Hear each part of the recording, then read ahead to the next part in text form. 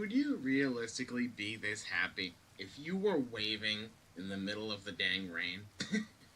Waving to, let's see, a date? What are we doing? Oh, well, that's life.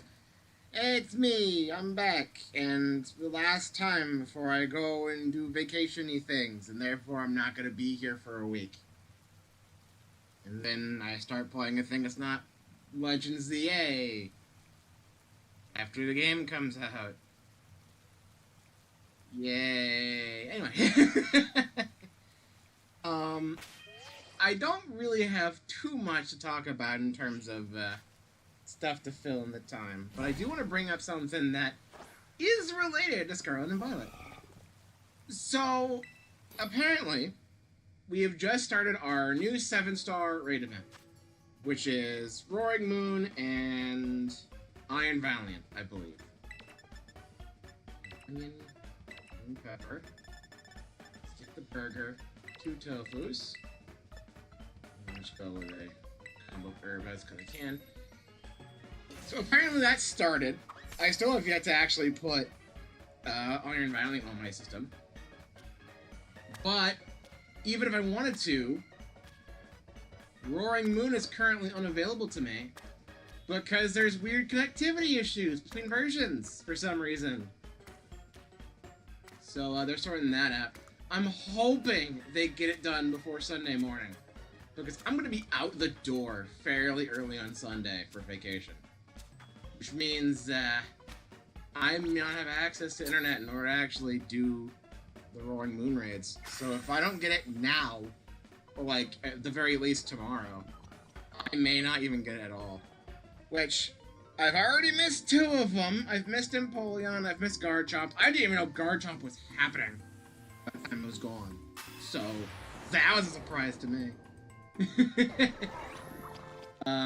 I've at least traded for a Garchomp at this point, but I still have yet to get an Empoleon. But, I'm hoping we don't have any connectivity issues to prevent me from actually getting Roaring Moon. Because with that being a version exclusive Terra raid, I can't exactly just put it on the system and then just look up a solo build like a week later. And then just be done with the thing. So, you know, I actually have to get it done now, online, which, you know, kind of sucks. I normally just copy solo builds and then just do them in my game, catch the Pokemon, we're done. It's not too often during 7-star events that I actually do them online with other people. I think it's an issue with trust, really. I did do some of the 5-star events with online because it was just easy to grind those because they're 5 stars. And if you notice, in my mightiest tab, first off I found a Darkrai, but also I have all of the shiny treasures because, you know, they were just kind of given out for free because everyone did over 1 million total. And I helped with, like, I don't know, 50 Ting-Loos because it was incredibly easy as long as you don't have someone that brings in something stupid. Spoiler alert, that happened quite a bit. So, I don't know. I don't know, dude. But now I have to worry about doing a 7-star raid, which means it's going to be doing a harder raid, and I'm not exactly sure what to do for it. I'm even trying to just remember what the typing is this thing. I want to say it's definitely part dragon. I don't want to say it's part fighting. I want to say it's kind of like Jangmo, but I'm not sure. I'd have to check again. Because Iron Valiant, I think, just copies its typing from Gallade. I think it's like fighting. So that one's at least a bit more manageable to figure out. But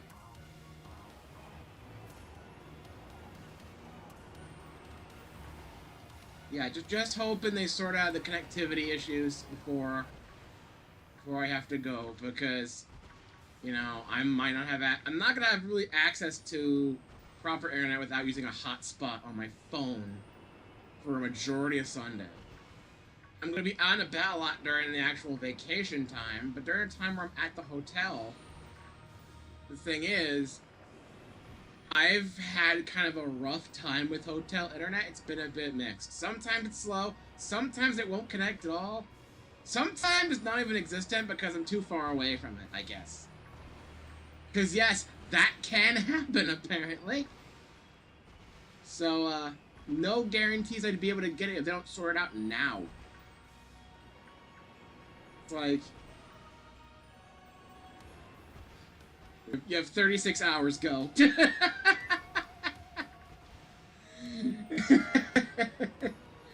Less than that, actually. Probably, maybe not 24, maybe closer to like 30 hours, probably. Because I want to make sure I get enough sleep before we head out.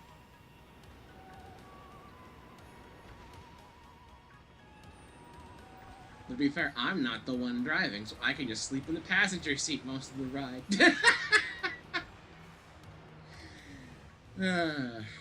Probably won't be too easy, though.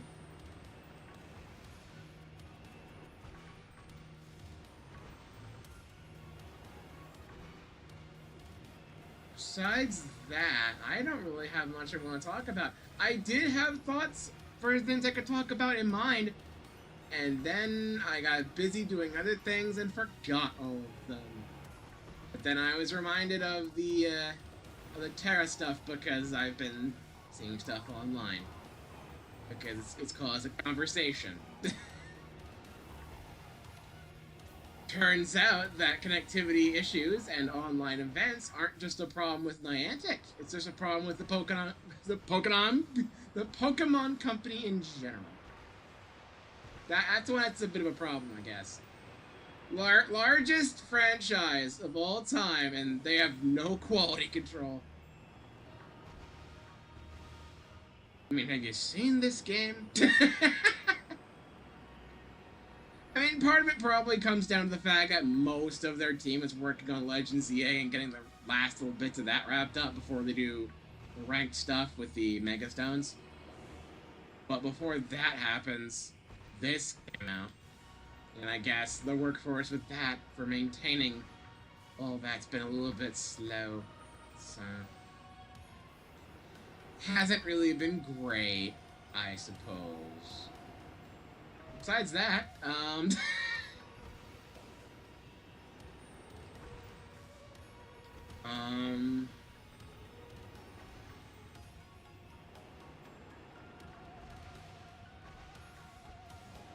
you see, this is the problem with doing these on a Friday, because on Friday I don't have that much to talk about. It's only been one day since the last stream, and I talked a lot about what I want to talk about during Mega Man, especially because I stayed online for an extra like 15 minutes just rambling on about stuff, because if I'm just talking to someone like Vix, like, even when I'm just trying, like I'm busy, I gotta go, I got stuff to do, I gotta end my stream, I just can't stop myself.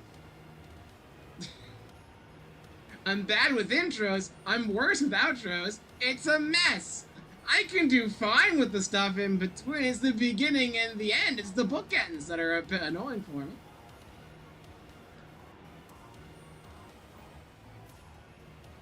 So every start ends up being super awkward because I don't know how to start shit. And ending things is super awkward because I just will not shut up.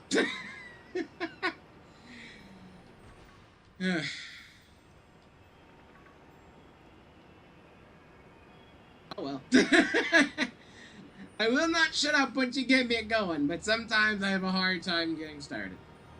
Don't get me started.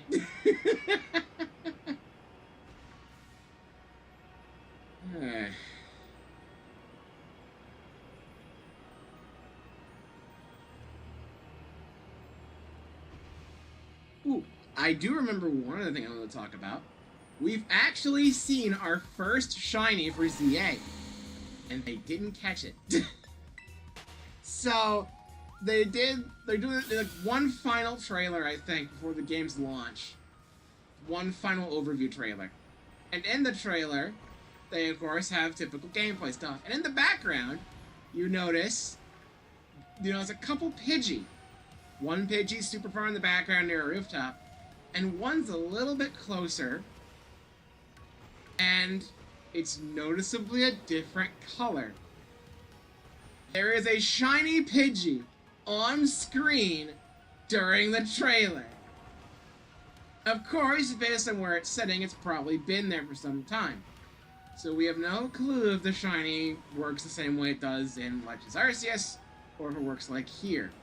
Will it notify you with a jingle when the shiny spawns? We don't know that yet, but we know they exist. So, shiny hunters have that at least. Shiny hunters have that at least, so that's good. Can you imagine a Pokemon game where you can't hunt for shiny Pokemon? We're getting dangerously close to that point anyway. I mean, sure, I think, like, the Mission Engine games don't do that, but, like, shush, I made a joke about how they're shiny locking everything. Shush! Pokemon Go didn't have shinies until a little while in. I think the first shiny to come out was Magikarp. What a fucking start. Now, every now and again, you get Pokemon that debut with their shinies already out, instead of having to wait a year and a half. Like, Duraludon. The shiny's already out for it in Pokemon Go. Though I think it's not booster or anything. I think it's still, like, 1 in 512. Which sounds like it'd be fairly common, but, like, in Pokemon Go, encounters are a lot slower. Especially when you're doing stuff like Duraludon, where it's all max battles or research. So it takes a bit. it takes a bit, you know?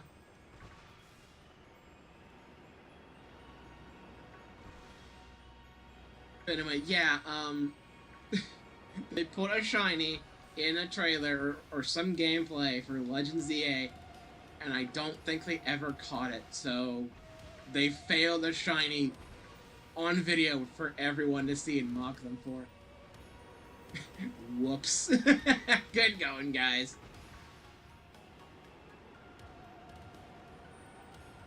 It was kind of funny, though. The fact that the first shiny they show off is Pidgey. It's like, okay. Okay, dude.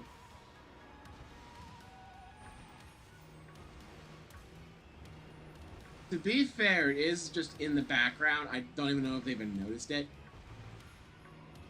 But, like, it's funny. I wouldn't be surprised if there are shinies in this game where I've just run right past them because there's no notification unless you bump into it. You might not even notice the shiny until it's too late. I think I told you guys about my first shinies in this game. About an hour and a half in. Get through most of the early tutorial stuff. I'm on my way to the first town after meeting Miraidon.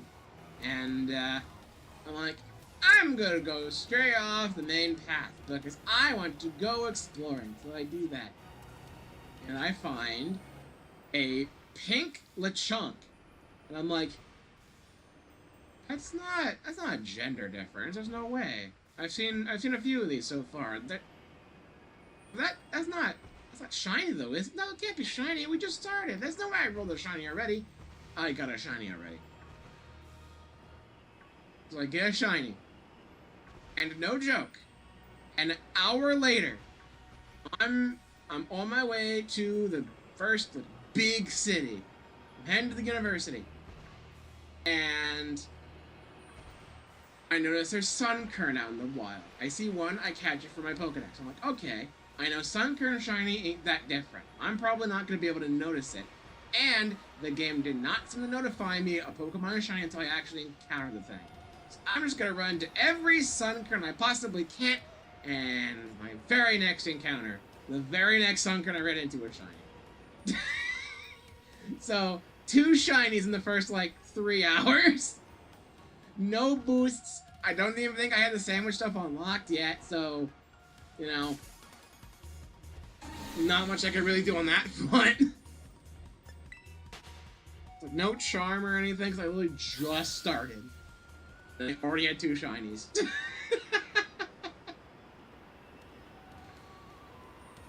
It was so funny. It was so funny.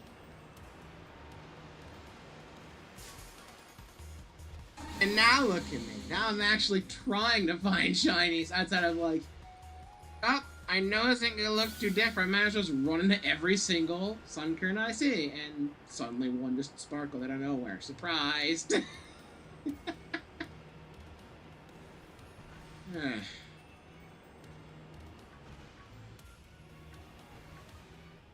But yeah, I want to see if I can get a shiny to appear on stream. Because I will be streaming Legends ZA, assuming things don't go wrong. And there are a lot of things that potentially could. For one thing, hubris.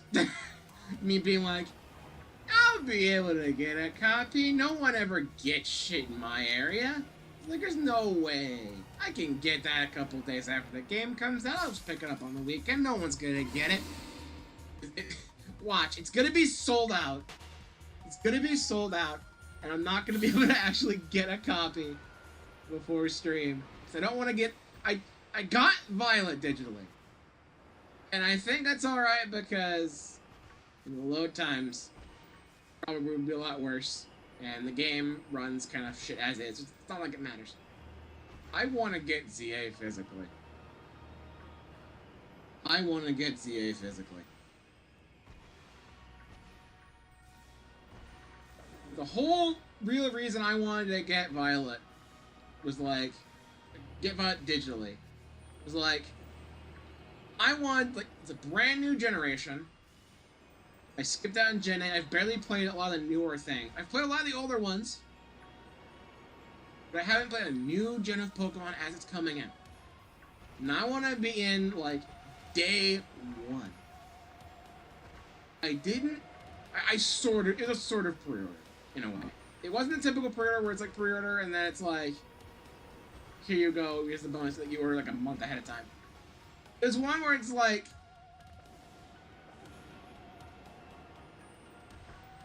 I swear, it was weird. I could have sworn the pre-order system worked a little bit differently, like 3 days before launch. I don't know if I'm insane. Like, I want to say it was set to pre-order things before. And then around the time I think they would start doing the preload, that's when it kind of just became a normal, buy it, you're good. Not a pre-order thing. I think I got it during that latter point because I wanted to use my gold points to... I think I used gold points to make it cost a little bit less. I don't remember. Granted, it'd be saving me like $1 or $2, but like every little bit helps. I wasn't really using them for much anyway. Like after that point, I think I only used gold points to get overcooked, and then they retired the whole system. I don't buy many games on the eShop, and I always forget to do the whole like register for gold points thing. So like, no wonder they dropped the system. Yeah, they dropped the system because they wanted to make it so you couldn't get their games cheaper. So there could be multiple reasons. It's Nintendo though. It's probably your take. But still, it's not like I was actually using the gold points for much anyway. And I don't think you could use them on pre-orders. So there you go.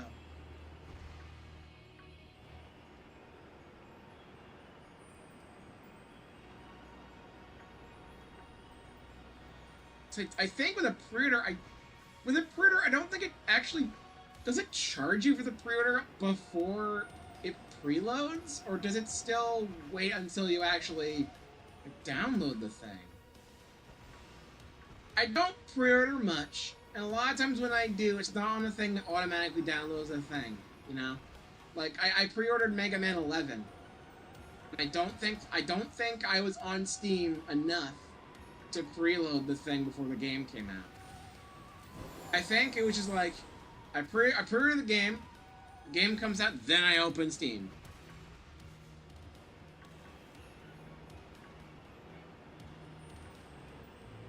So like, I have no idea how like the measures work for being charged for stuff like that. I know how it works for NSO. With NSO, it's like, you set how long you want the membership for, and it puts you on like an auto-renewal service if you want it. And then it gives you like a certain date, it auto-renews it. At least tells you when. It's like a couple days before your membership expires. Maybe pre-ordering stuff's the same way.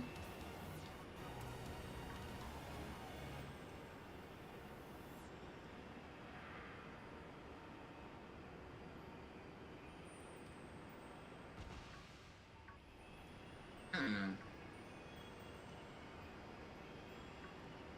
I'm honestly kind of trying to remember back when I got this.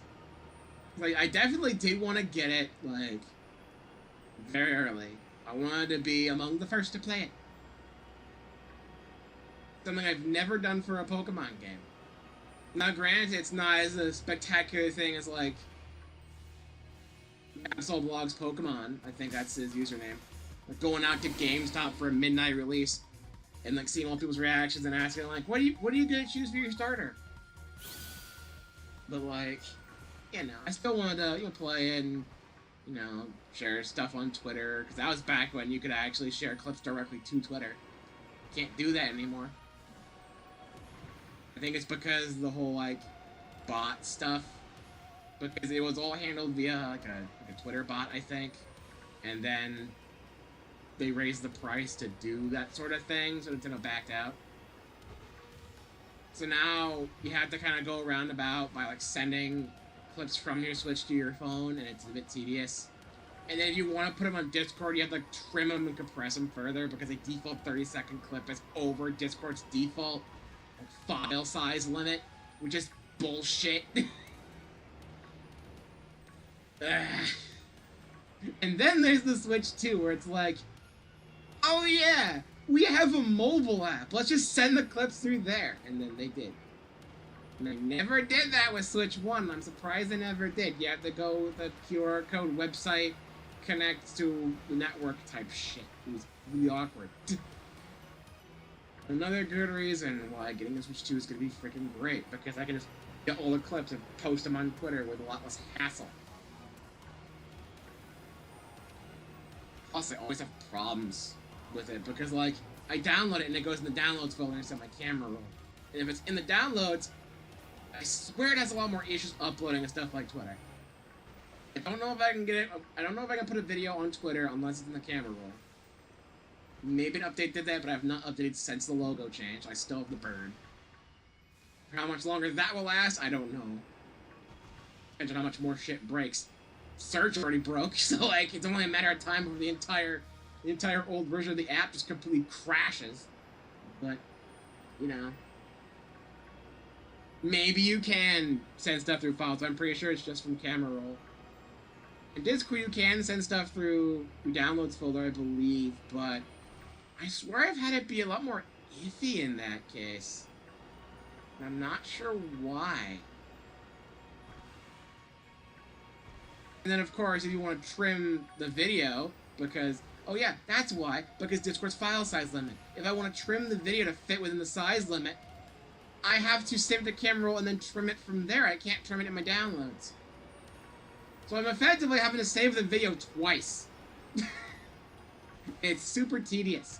There's probably a setting somewhere I've never touched where it's like, if video or image, save directly to camera roll. It's like, it's not like I'm downloading it off of Twitter where it's like, you hold the image and save photo and there you go, it's in your camera roll. It's like, it goes through Safari, it goes through your browser, and by default it goes in a downloads folder, just like it would for any browser on your computer or anything. There's probably some setting I can mess with to change that, but like, I don't mess around with settings on Safari much, mainly because settings for Safari are all in the settings app, I think. You can't access any settings within Safari itself, which is very weird because you can with a lot of other apps. Good old Apple, I guess, just pulling shit like that. at least, like, let me shortcut to it. Instead, I have to go into settings, scroll so far down to, like, the different individual app settings. Just damn near the bottom. Then go into Safari. And I always forget shit is down there. I was kind of feeling like, oh, I guess it's just like this now. Okay. So I think I updated my phone once and they moved the, I think they moved around, like, the bar for, like, the website, like, search bar thing. I forget the actual name for it. It's just blocked on my memory right now for some reason. But they moved it in an update down to the bottom. I hate that. I want all the buttons I use, like, navigation, like, oh my god, this Dudunsparce is in the worst possible spot in the hitbox. There's no sense. I hate this thing. You, out, go, bye, leave me alone. You're sucking up my bandwidth. Your vanity is sucking up my bandwidth. I gotta watch that special again. I gotta watch that comedy special. Randy Feltface. Randy writes a book, I believe it's called. It's the first introduction I had to Randy Feltface, and it was just downright super funny.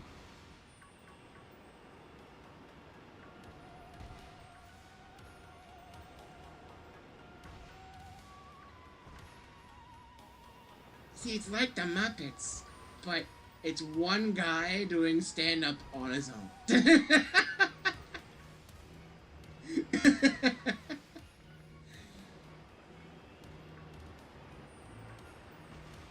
You know, that would be something really funny. They're bringing back the Muppet Show for, like, one special, which is something I never thought I'd see. Unless you want to bet it's not going to be as good as, like, the Henson Muppet Show. The good old classics. But either way, if they do more with that, how much do you think, how funny would it be if they got Randy Feltface as, like, a special guest? Like a puppet guest in the Muppet Show. Technically it's been done because they had the Sesame Street Muppets in for an episode, I think. Because Henson, all together. It was his stuff. So it made sense. Like, it's otherwise just been, you know, like, singers, actors, and the like. There's not many times in the Muppet Show where the guest stars themselves are puppets. How funny do you think it would be if they got Randy Feltface in for a Muppet Show?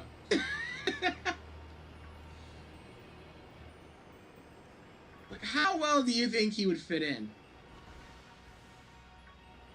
I think it could work. I think it could work. Of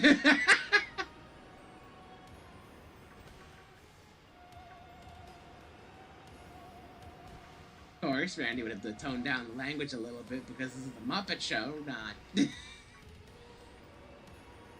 Who am I compared to, like, I don't know, Jeff Dunham? Is that guy? Is that the guy who's on Comedy Central and has a whole, like, ventriloquist thing?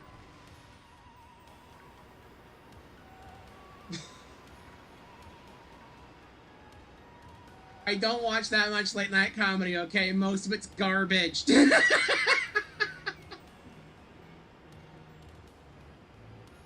I think that's the name, though.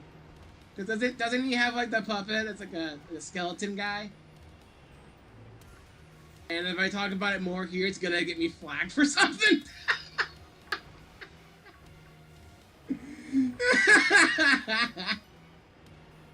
I might be thinking of someone else. Someone would have to remind me. I might have said that I'm a politician by accident. I don't know. Comedy and politics are so intertwined nowadays, you can't even tell.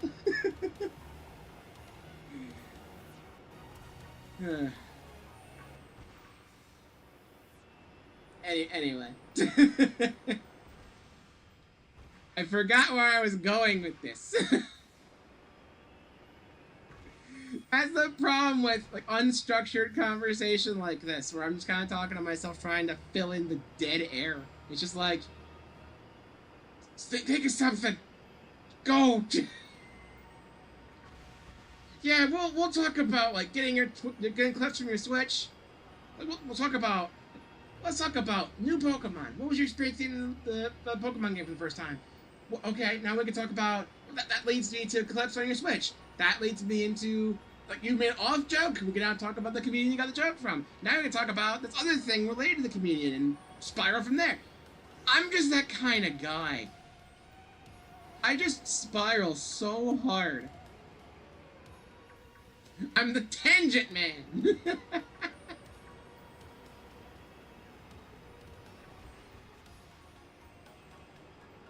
You know, what are you gonna do? Sometimes, sometimes it does kind of kick me in the ass. Like, sometimes I just blab so much. I say things I don't mean, or I say things wrong, and it's just super awkward and stupid, and things get taken the wrong way, and I'm like, oops. It's like, sometimes I'm not so great with the wording, or I may not remember a specific detail, like a person's name.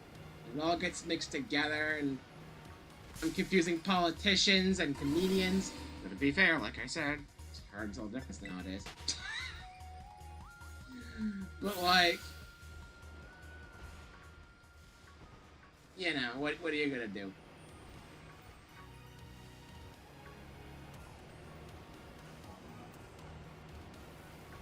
I mean, no ill will. I'm just a fool on the internet. Do not take me seriously. I'm just some random guy in the middle of nowhere playing Pokemon.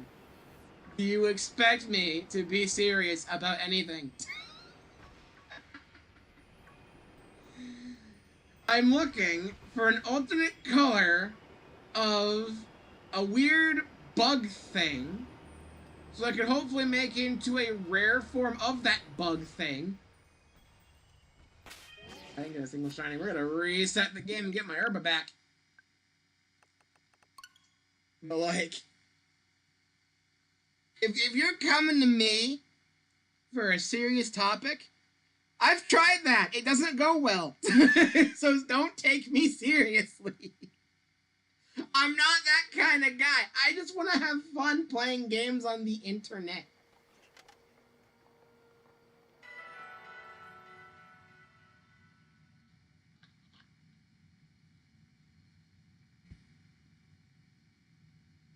I'm a court jester if a court jester played video games.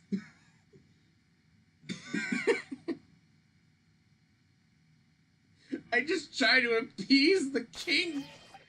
I'm the main source of entertainment.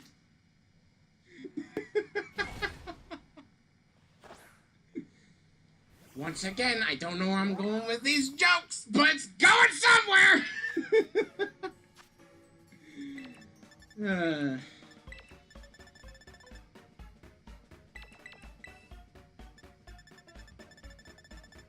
The mind works in really stupid ways. Especially when you're like me. It's like, I don't know. I do my best. But, you know.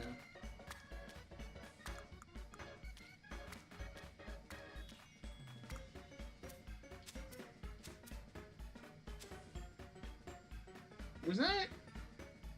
I'm gonna check that in a second here. I thought I just saw something on the side of the screen out of the corner of my eye when I placed one of the onions down. I think I'm losing my mind. I am losing my mind! Ugh.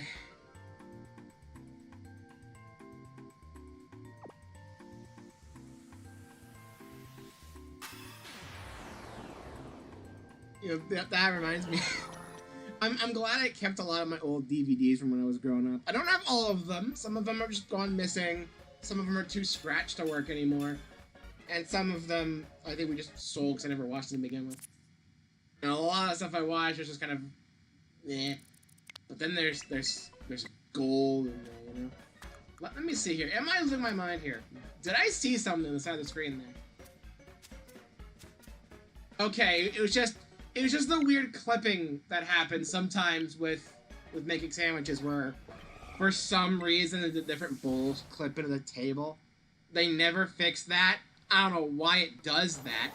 I don't think for any reason those bowls should be like interacting in any sort of physical way. Like, I understand the sandwich bits, the different stuff you put on the sandwich, that having a sort of physics, that makes sense. The bowls on the table, you can't interact with them outside of, you know, moving them around. They're sliding across the table. Why would they be low enough to where they're Z-clipping into the table? Just, like, raise them up a little bit, you know? If they're hovering over the table by a pixel, A, no one's gonna fucking notice, and B, it's gonna look better than this. What?!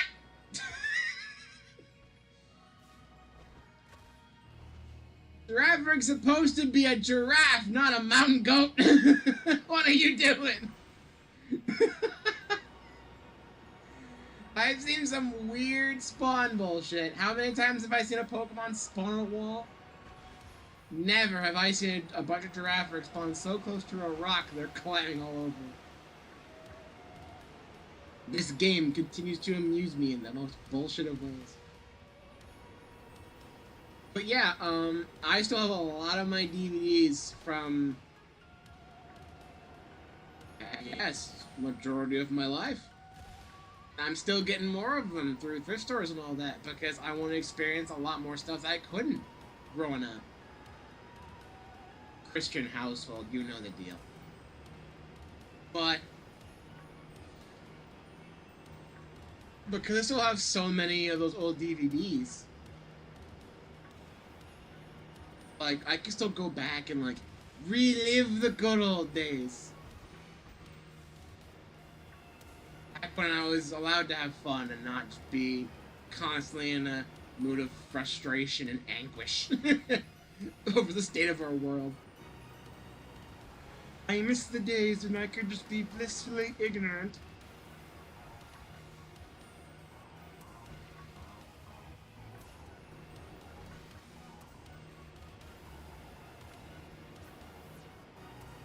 I don't know if it's just something that happens with age, but and it just feels like the world kind of sucks. There's still plenty of good things, don't get me wrong, but like, I don't know if it's just the news trying to force everything negative down our throats, or if it's the constant forcefulness of AI being shoved into everything and everything crashing and burning as a result. I don't know. The world's a different place than it was, like, 25 years ago. Things are a lot different now. Some things are better, some things are worse, and it's just human nature, I guess, to focus more on the negative. And of course, you get stuff on the news that exploits that because negative stuff gets more clicks. But, you know, maybe that's swaying my opinion a little bit. And that's why I need a vacation. A time where I can just go out and just relax for a week, you know? You gotta at least spend 1 week out of your year just out and about, just relaxing and having fun. You know? Not just sitting at home having fun with your games. Going out someplace. Go out and touch grass. But even then, like, just if you can, just spend a week, go out of town. Just, you know, I understand that might be harder nowadays because the economy. Is the unserious guy talking about serious topics again because he cannot help himself. But, like, there's nothing wrong with just taking a break and getting away from it all. And I guess it's one good thing about getting older. You see a lot more value in that. You know?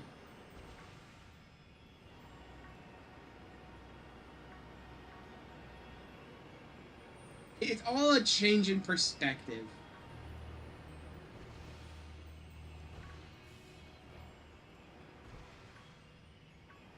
I wish I remembered the full line from Ratatouille where Anton Ego is talking about perspective. He was ordering perspective. I wish I could remember the full line because I would just say it here.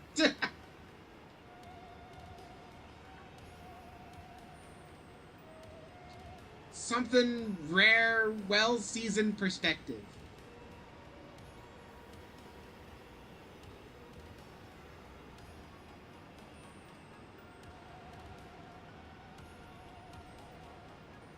I can't remember the full scene. Wanya's gonna be so upset. Because, like, he's the Ratatouille guy in my head. He's not the best speedrunner or anything, but, like, I mean, he plays Ratatouille so much. He plays the movie game on PC. I'm there for so many streams. He started playing the PSP one I didn't even know existed. It's such a different game. Remember movie tie-in games? Like, yeah, a lot of them were just cheap garbage, and it felt that way. But there were a surprisingly high number of them, all things considered, that were actually really good. I still remember playing a bunch of Toy Story 3 on DS. Like, that game is pretty solid. Never experienced the home console version, like Wanye did. The DS one's pretty good. It was a fun time. Now, of course, I play it nowadays, after not even touching the game for, like... God, how long has it been? So I definitely did not play as many DS games as I got my 3DS, though I did go back to New Super Mario Bros. Quite a bit. And then my DS gave out on me, I want to say...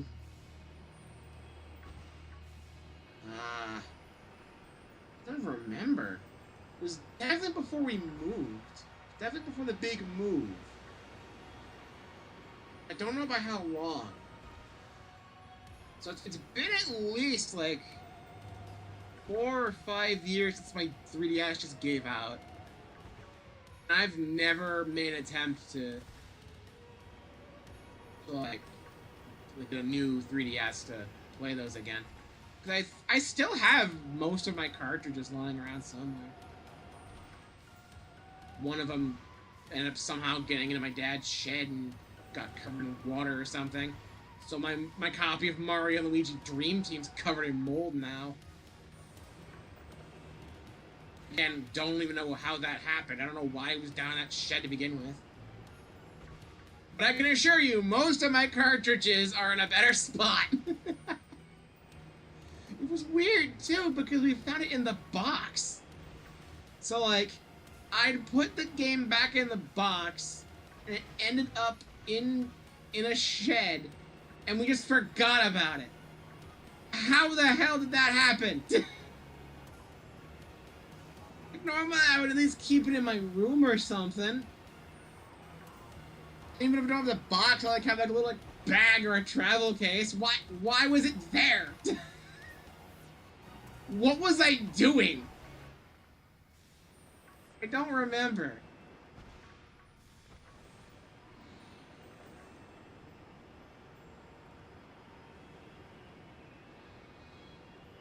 But, you know, maybe I'll resort to certain methods in order to actually play Toy Story 3 on DS again.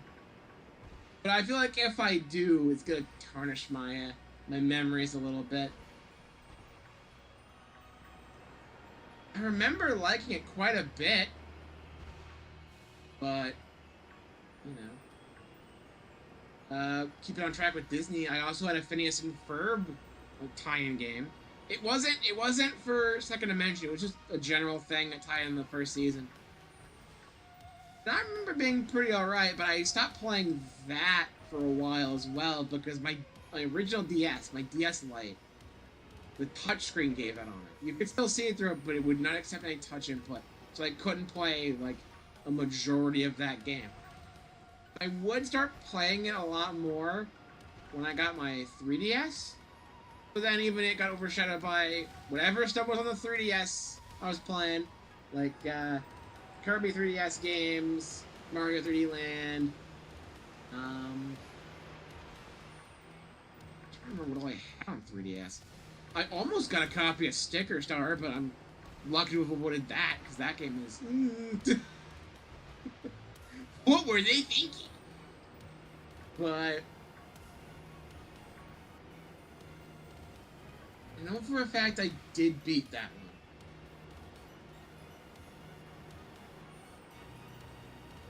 I'm trying to remember what my first games were on these consoles. I know my first DS game was this really shitty Six Flags one. We were running around the park. It was a minigame collection. But I feel like I spent most of my time just running around the park super lost and just picking up garbage. Which is, you know, very suiting for how that game was. It was not good. And then I played New Super Mario Bros. Right after and had the time of my life. So, like, I don't know. It was just a different feel. I'm trying to remember what my first 3DS game was. Was that Mario 3D Land? Was that my first? So I know I didn't get my 3DS at launch. I feel like I got it in 2013.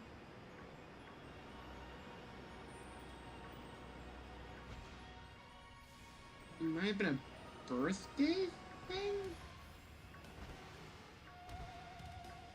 Because I know I got my Wii U for Christmas in 2013. Because that's when Pikmin 3 first came out. And I really wanted that, because that was when I first got into Pikmin. Because I watched Chuck Conroy play for the first 2 games, wanted to play one myself, found a copy of 2 in Nintendo Selects, which is how we got our Wii version. Because the Wii version didn't come out in the States until Nintendo Selects. Another reason why I fucking miss it. We talked about it a little bit yesterday. I missed Nintendo Selects, man. But, I got that. I got Pikmin 2, and then I want to say, within a month, I saw a commercial for Pikmin 3 at my grandma's house.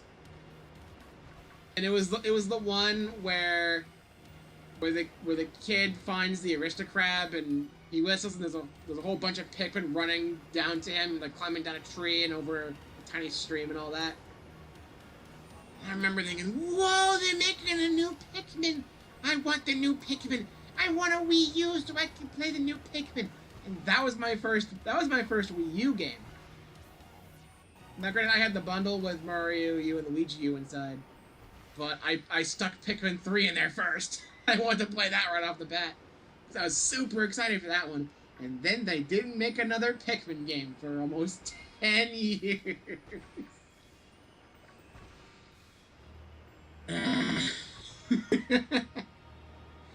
I always become fans of... I've become a fan of series that just take massive hiatuses for some strange reason, and I don't know why. Pikmin, we get games once a decade. Mega Man, abandoned, major hiatuses with different series, if not the entire thing as a whole. Stuck in collection hell. Layton, not really a major fan yet, but I watched a friend play it, so I want to play it myself when the new one comes out, and they have delayed it, and there's no concrete set release date. Apparently this is the first one in nearly a decade, and they delayed it. They delayed it the next year, and I'm... Why does this always happen?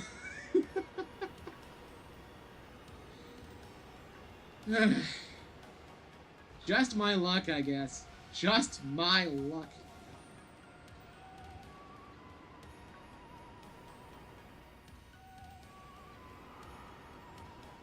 I could not tell you what my first Game Boy Advance game is. I played a lot of Game Boy Advance, and I played probably a total of like 40 different games on the thing. Some of which I think originally belonged to my cousin. Like the original Mario Advance, that was something my cousin had. And she actually 100% of that game too, so I just played on 100% file the entire time. So that was neat. I'm trying to remember. What was my first? So I think I got my Game Boy Advance as kind of like a hand-me-down thing from my half-brother. Because he was focusing more on sports games on home consoles and wasn't really playing his Game Boy Advance much. Then I got it. Of course, parents gave me more games for it. And I guess my cousin had one before she started focusing more on her phone.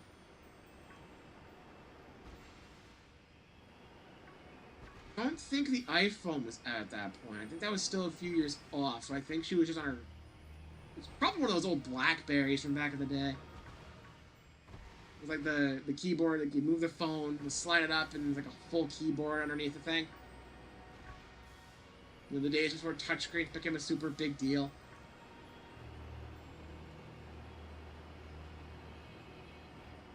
And I think she shared that Game Boy Advance with another cousin. And he played a lot of racing games on it, so at one point, when I brought my games and we played together, I think we got them mixed up, and my grandma wanted to keep them separate, so she marked in Sharpie like a little black line over ones that she thought belonged to my cousins.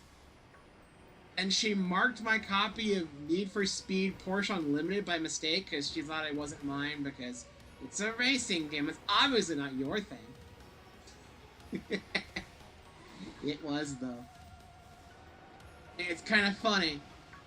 It's kind of funny that she came to that conclusion because, like yeah, the cousins had Mario Kart Super Circuit. Meanwhile, I had Need for Speed Porsche Unlimited. I had this one ATV racing game.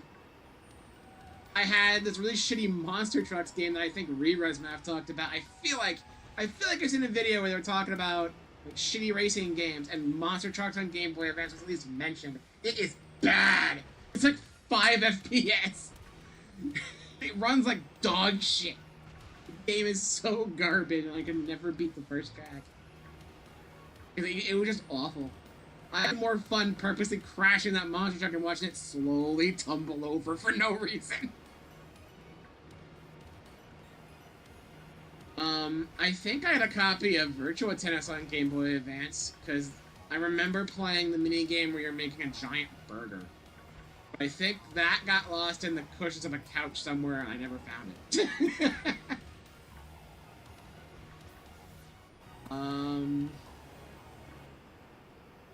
What else? I know my cousin had a Harry Potter game, and I think I played it for a little bit once, and then Mom found out that they had it and made sure my grandma burned the thing. Because she's... I don't want to... You know how I say Christian household, overprotected, it missed out on a lot of stuff that other people were playing when they were growing up? Yeah, she's that kind of person.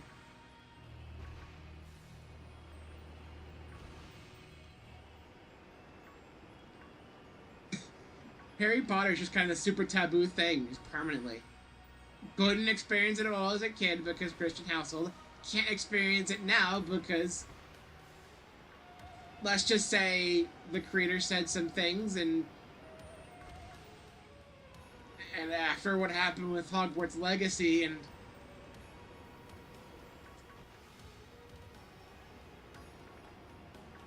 when did the internet become so hostile? Here he goes, talking all serious again. I've not seen any shinies today. I've been autopiloting so much. I don't think I've seen a single shiny today. Hello? Shiny Dudunsparce. I do have... Yeah, sparkly power is boosted. What the hell? Hello? Hello? Got it! Ah! I can't do the clip justice. Is that clip from Toy Story where Buzz is looking around the room and Woody just pops into like, hello? And they just scream.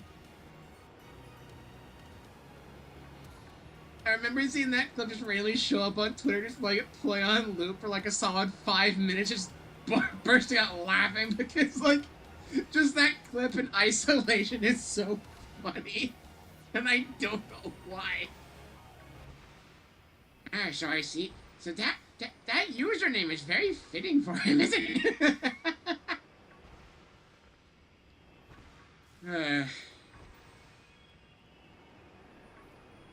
Anyway, back to Game Boy Advance. Back to those days. What else did I play? I had the Charlotte's Web Game Boy Advance game. It's the movie tie-ins, based on the live-action one. I remember trying really hard to beat it, and I just never could. I think I got to like the second to last stage, and I just never beat it. I thought I was trying to collect everything as well, so that might be why I never finished it. I remember it being a surprisingly difficult game. But I also have not played that in like... God. It has to have been over 15 years at this point, right? It's so damn long. And I still have the cartridge, I think, and I also apparently still have the instruction manual, because I distinctly remember seeing it, looking in the back, and seeing an ad for Sonic Genesis, and being like, oh no. That might have been my first ever exposure to Sonic right there, and I blanked it out of my memory. And that was before I knew about the horrors of that really bad port.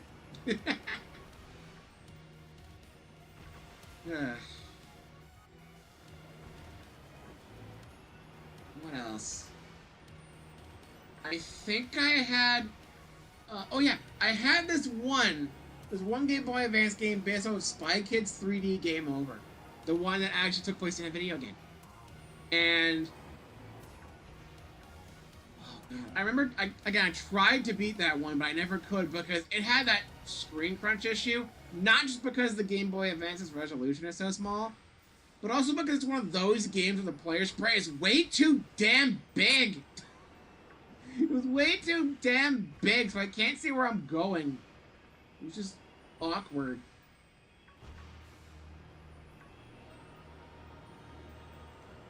There was also the Game Boy Advance version of SpongeBob Adventure of the Flying Dutchman.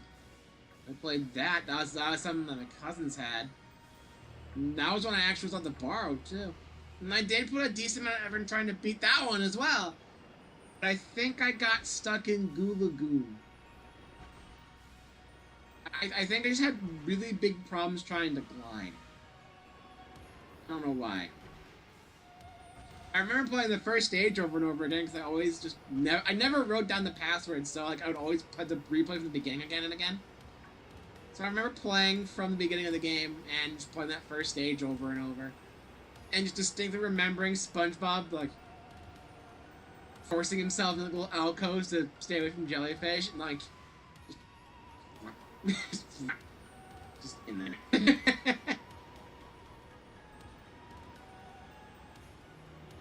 I should go back and like finish these games, man. It's been so long. Oh, I'm remembering one that I don't think most people have ever heard of. There was an old PC puzzle game back in the days of shareware called Snood. S-N-O-O-D. And I don't know how it ended up this way, but it got ported to Game Boy Advance, and I think I got it as a Christmas gift, along with like 6 other games. So like, I had that, I was shit at it. I want to say the style was oddly clay-like. in terms of the sprites, especially like the skull token. I think that was very Clay inspired. I feel like maybe the whole game kind of had that aesthetic, but you can only do so much on a Game Boy Advance. And I didn't know it was like a shareware thing. There we go! There's a shiny, finally! But I didn't know it was like a shareware thing until years after the fact. And I'm like, I'm just watching videos of old shareware things. I think it might have been like a Vinesauce stream even. And suddenly it loads up Snoot and I'm like, wait, I had it on Game Boy Advance. What the hell? That was a PC game? It just blew my mind. I've played it before on stream. I had Larry Boy and the Bad Apple on Game Boy Advance because Christian household, I had a lot of VeggieTales videos. And I didn't have any of the PC games or anything, but I did have a Game Boy Advance. And I saw a trailer for a Larry Boy video game on the DVD for Bad Apple. I'm like, okay, I wanna get that. I asked Mom, she gets it off eBay. And the Game Boy Advance game is not like a trailer. The trailer only shows the PS2 version. It's kind of this, like, Banjo-Kazooie-esque game. It's like Banjo-Kazooie mixed with Crash Bandicoot. If that makes any sense. It has that kind of feel to it. That might just be all the musical notes you collect talking. Besides that, though, the Game Boy Advance, when I definitely brought this up, plays more like Mario vs. Donkey Kong, the original, the one that got remade for Switch, and I absolutely loathe the extra content for. That one. It plays like that. And it's alright, it's functional. They need to do a better job designing some of the puzzles in the late game, because there's one puzzle I remember cheesing as a kid because there's a flying power-up they want you to use towards the end as one of the gimmicks. And you just get free flight for a few seconds, and you're able just to skip the first half of one of the puzzles just by flying, and it's just like, did you not think this through? Like, guys. I get it, it's a shovelware game, there probably wasn't too much thought put into it, but like, if you're making a puzzle game and there's that big of an issue, like there's a reason why a lot of puzzle platformers don't have flying power-ups. Because being able to just fly around freely, even for just a few seconds, can absolutely break puzzles. You gotta be really careful when it comes to stuff like that, and they were not. But the game was still fun. Each of the different boss fights, like a different take on a different game. Like, one of them was a Breakout clone, one of them was Simon, I think. There was one that wasn't really much of a game, where you had to sort of escort Bob through the defense system. And, like, you're at this security camera of sorts, and he's moving along a specific trail, and you have to press the buttons to, like, open the different doors to make him go through, and only one color can be active at a time. And, of course, if the Bad Apple catches him, you lose. But, like, the pathway's not that long, and there's only 4 different colors. And the Bad Apple also, I think, follows a lot of the same path that Bob does. So you can kind of just block her for most of the time you play through that level. Look, I get it. It's meant for a younger audience, so it's not going to be a super difficult thing. Though, surprisingly, if you put in a hard mode, those timers are tight. But even then, that was still basic, because that was like the midpoint of the game. The first boss is a Donkey Kong clone. That was harder. How dare you insult my intelligence? How dare you? Trying to think. I think it was the Game Boy Advance game. I want to say it's called Polarium Advance. And it's one of those games where it's like, you know those light puzzles? Where you like, flip a light and then the ones adjacent to it also change? It's basically that, I think. And you kind of had to make certain shapes with it. If you've played the one, if you played any of the DS Mario games, like Mario 64 DS or New Super Mario Bros., you might remember one of these mini games where you're in this like desert temple with Yoshis, and you're like spinning these panels around, like puzzle panel or something like that. It's basically kind of like that. They had this kind of like sci-fi aesthetic. I remember really liking. I need to play that again as well. I'm thinking about all these games I played growing up, and I gotta go back and play them again because it's been so long. I remember liking them so much. But I'm worried that some of them I remember fondly, but are gonna be absolute garbage when I play them again because it's all about perspective.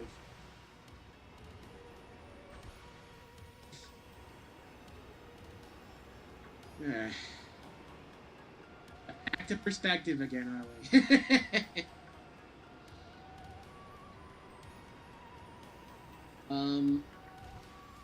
Looking back on the DS, I had this one game called N+, which I think was a port, like an enhanced port of a Flash game, where you're playing as a ninja. And I remember hating it because it's a surprisingly difficult platformer.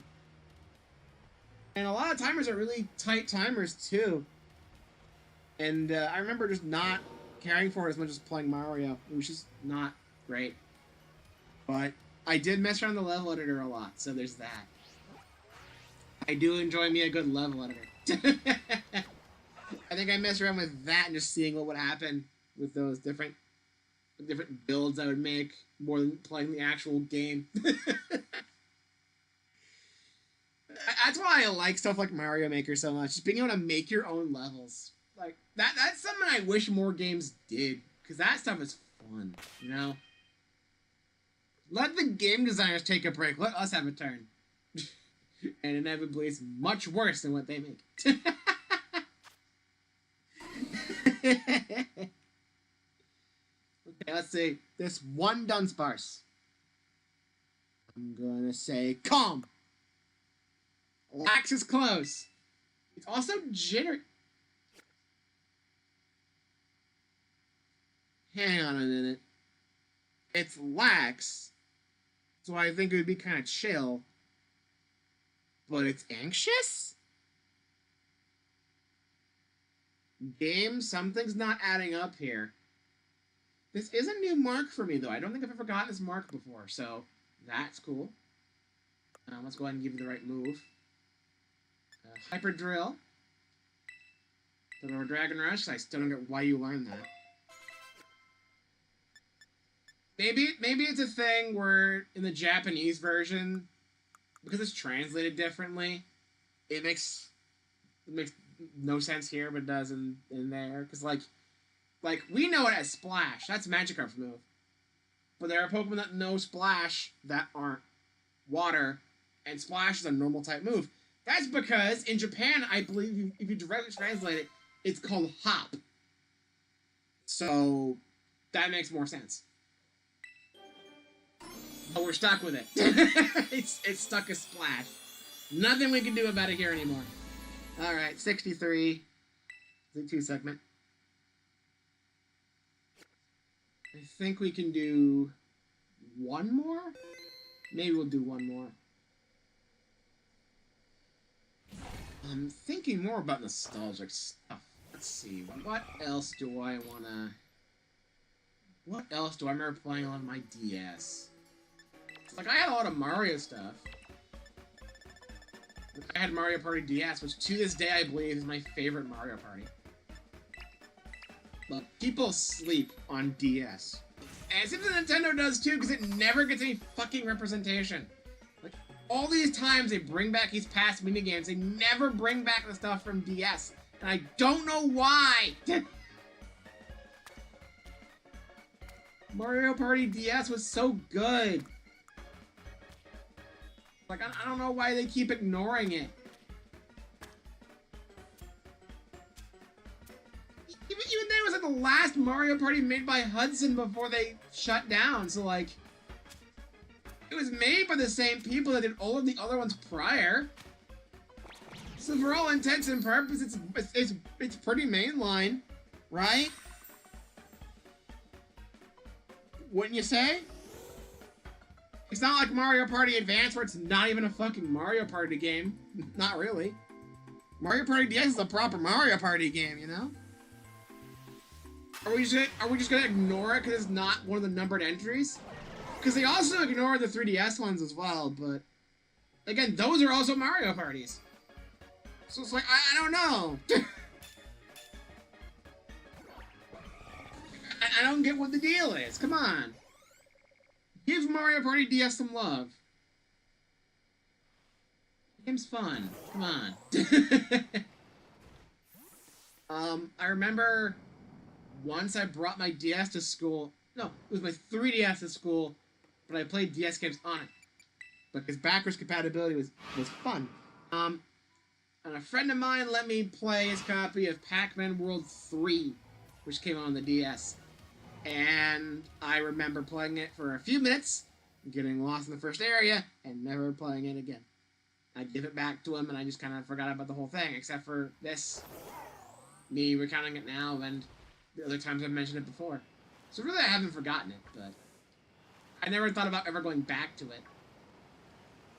It's like, if you're going to play Pac-Man World 3, get the console one.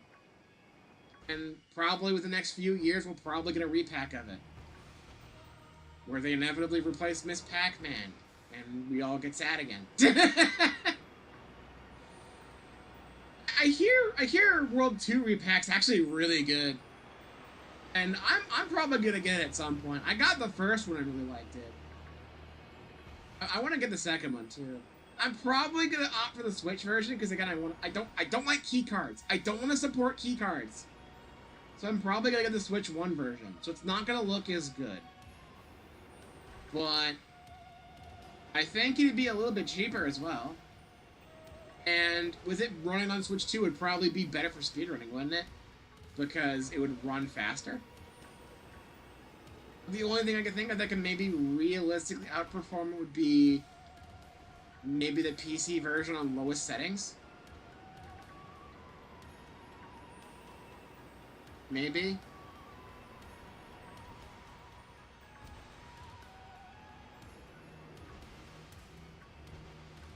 Either way, I do want to get the game at some point. So I know people are really liking it. And they're doing a Sonic the Hedgehog, what the hell?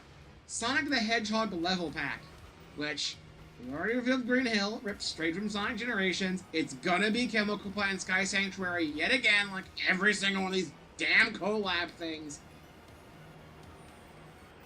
So I don't freaking know, dude. But it looks like fun. And that DLC also gives us more model discourse, because modern Sonic looks like ass, doesn't he? He needs a model refresh like everyone else is getting. I remember, I think maybe like yesterday, there was like a trailer for the PUBG Sonic collab. Sonic straight up has a visible chin. And that looks so off. And then you look at another scene and, like, they're not forcing him to have the side mouth. He has the mouth in the center. It reminds me a lot of the Olympic Games.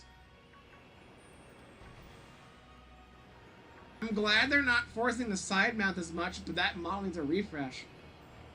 And whoever was in charge of the animation needed to go over that again, because my god, Sonic has a visible fucking chin. What the hell did you do? Like, you thought it was bad when Sega did a really bad render for the 31st anniversary and Sonic's arms look like bent straws. No, this company completely, like, misshaped the freaking head.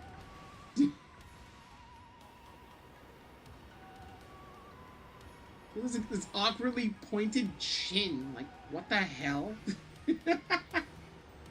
Hey, Vex! You caught me talking about Sonic model discourse after I was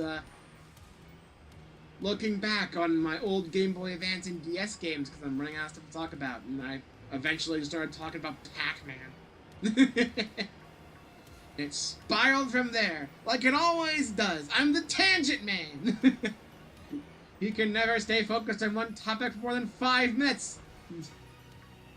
He'll always get reminded of random crap at the most inopportune times. It's Tangent Man! Worst superhero ever.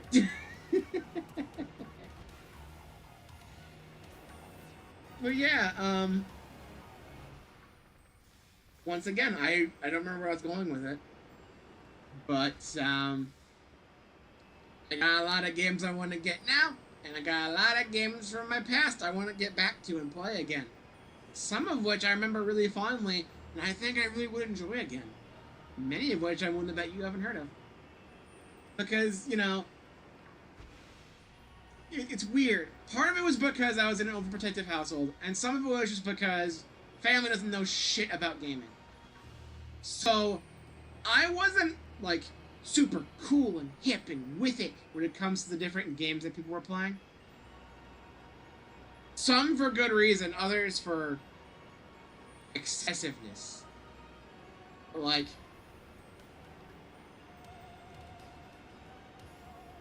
what's a good example here? I don't think many people have ever heard of. I talked about Polarium Advance. That game's pretty good. What's one that's kind of shit that was from my past that would really work here?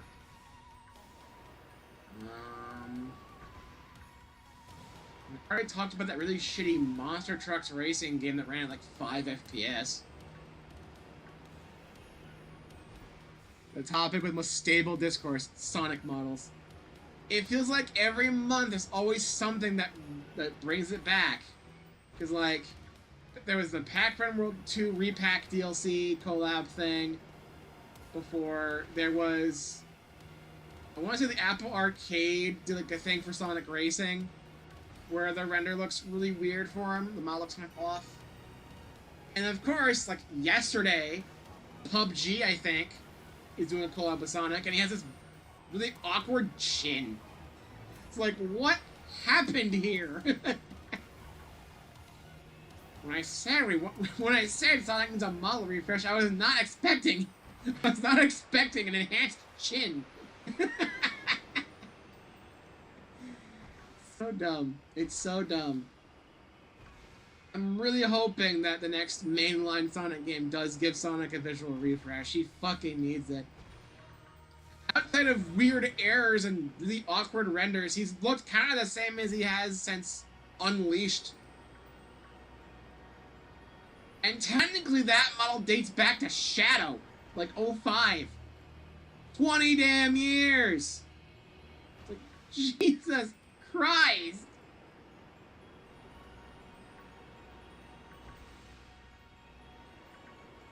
Like, Sonic needs a big refresh, because like, all these other mascots are getting major refreshes, you know? Sonic could use it! That's not even me being like, I'm gonna argue whether Sonic Adventure 2 model is the best model of all time. I'm just here like, Sonic needs something new and fresh, and whatever's going on with the model in these these newest games and a lot of the newer renders, it's just not going well. How many times have we seen Sonic with like bent straw arms, or looking like he's wearing a skin suit, or like really awkward stuff with the side mouth? And bringing up Sonic Forces, I'm remembering Sonic Forces, where the Avatar meets up with Sonic and the Death Egg, he's rescuing him, and Sonic hears Amy on the intercom, and he does this weird-ass expression where he's like, Amy? He's like, like, his head gets all skewed, and his, like, his side mouth's pointed up, and it's like a super awkward angle, and every time I just think of that one B-movie image. That one B-movie image with Barry's head all back, like, which I think is like a screenshot of him rinsing his mouth out with honey at the start of the movie. I think it's a screenshot of that. It reminds me of that. Why the fuck does it look like that? That one birthday render. Yeah, because around the time the PUBG thing went viral, someone did a post like, alright, which ways would you rather have? And it showed the PUBG chin, it showed the 31st anniversary bent straw arms, it showed this one, which I think is used for like international promotions with Sonic holding a flag, and like his shoulders are oddly dislocated. So, it's like, what the hell? It's like, I will admit they do make the model look good sometimes. I do think they put a lot of effort into making him look really good for the Frontiers render for the box art where he's on the rail. That looks really good. But at the same time, he needs a refresh bad. Because like think about Donkey Kong for a minute. Nintendo redesigned Donkey Kong to be more in line with like earlier designs, and less like Rare because they wanted him to have him be more expressive. Because the Rare one, as iconic as it is, made him look a lot more aggressive because of the eyes. So they redesigned Donkey Kong for Bonanza, and I guess for everything now at this point, to make him a lot more expressive. And it works. It looks really good. We need something like that for Sonic. We need something like that for Sonic at this point.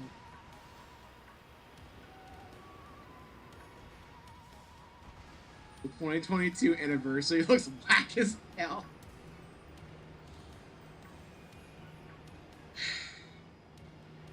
I think they actually, either someone fixed that on their own or they went back and tweaked it to make it look not as bad, but you could still tell it looks off. You can still tell.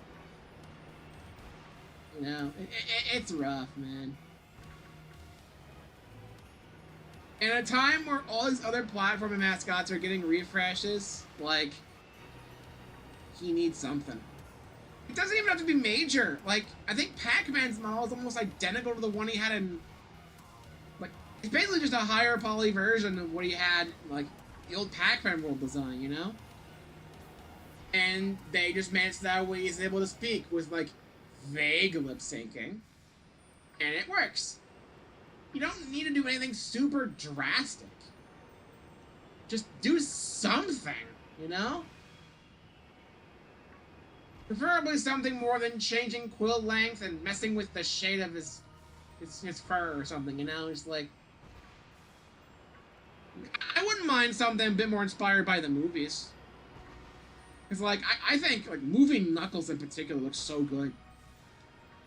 Like, you look at movie Knuckles and then compare him with game Knuckles. My god, game Knuckles' head looks so flat and the quills are so thin and it looks super awkward. Meanwhile, movie Knuckles takes more inspiration from, like, the Dreamcast Sonic Adventure design, where it looks like his skull is so big it can easily knock you out without even trying. You know?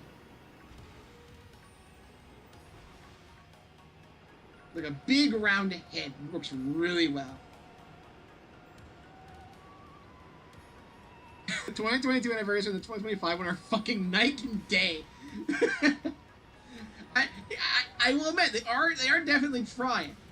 Wasn't there some animation that leaked, like a proof of concept animation, where they're trying to be really expressive with the movement? So they are trying. I just feel like they need a new model to go with it.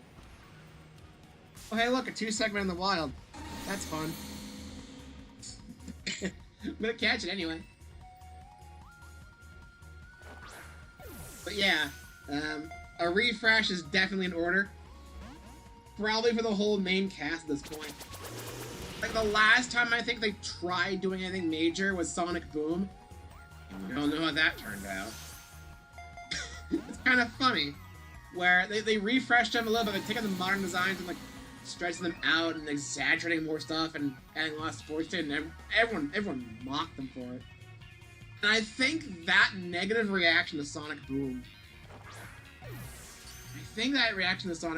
made Sega really scared to try that again. But, like, it's been about 10 years since then, I think, and people still think of Sonic Boom fondly if they're talking about the TV show. The game sucked ass, but... You know, people look past it for their show because the show was fun. I think if they don't go as, like, absurd with it, you know? I think they can make it work. It wasn't a leak, it was a public release tech test? Either way, I don't think it was meant for us, was it? I feel like it may have been more for like the press, if anything. I don't think it's something I should be seeing on Twitter. I don't think that's where I should be seeing it. But I will admit, they are putting a lot more effort in animation, so I am looking forward to what they plan for the next Sonic game. So like, next year they're probably gonna announce something. I want to see what they have. And I'm hoping they refresh the models for that too, because if they're gonna really up the animation, because they did a pretty good job with the animation in Shadow Generations even. That looks pretty good too. But it's also still held back a bit by the old models.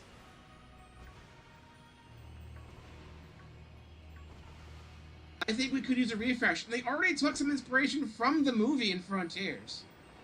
With the electric effect that Sonic has whenever he gets Max Rings. They've directly said that was inspired by the movie. Because he has more electric stuff in the movie. I think they should be taking some more cues from the movie, honestly.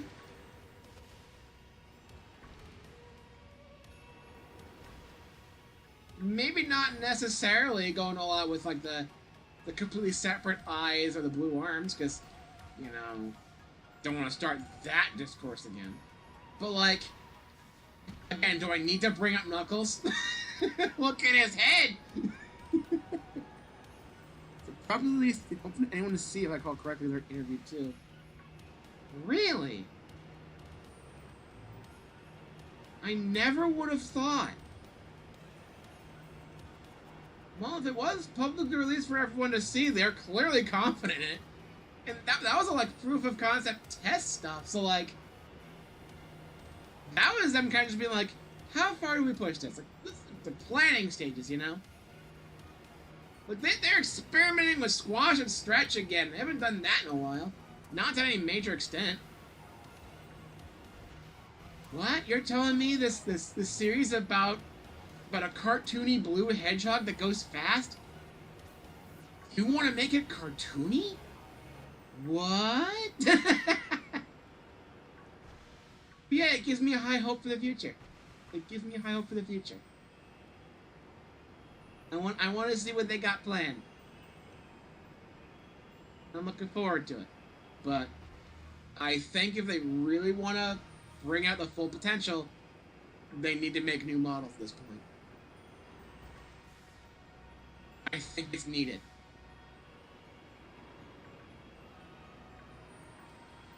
Because we have not had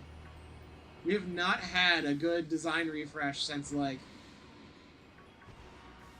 actually, how long has it been? I guess 06 in a way, because it had like the longer limbs, I think.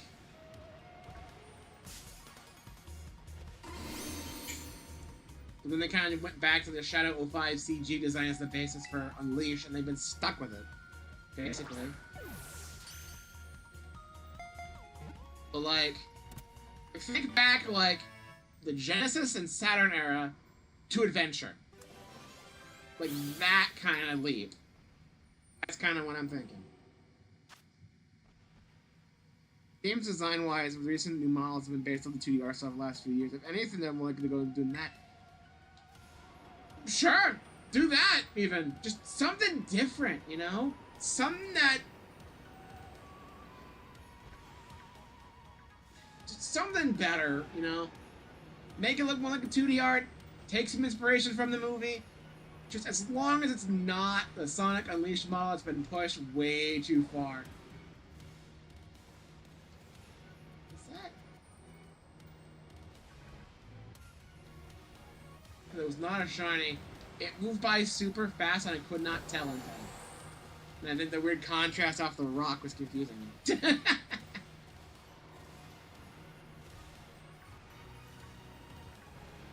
I've been staring at Dudunsparce too long.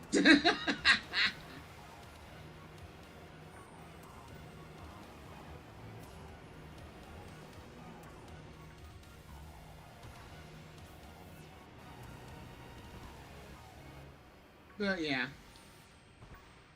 High hopes for whatever's in the future, you know? And given the fact that after Frontier, Sonic Team got a budget increase, honestly, I wouldn't be surprised if they're going to be a little bit more ambitious next time. And they've got to have something in the works by now, right? Because Frontiers was... Was that 22?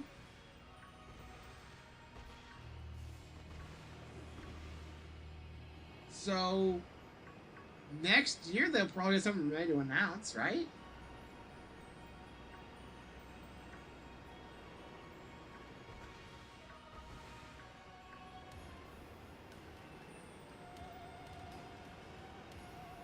I just want to see what they got. Because they're putting a lot more effort into Sonic, it seems. And it's deserved, honestly.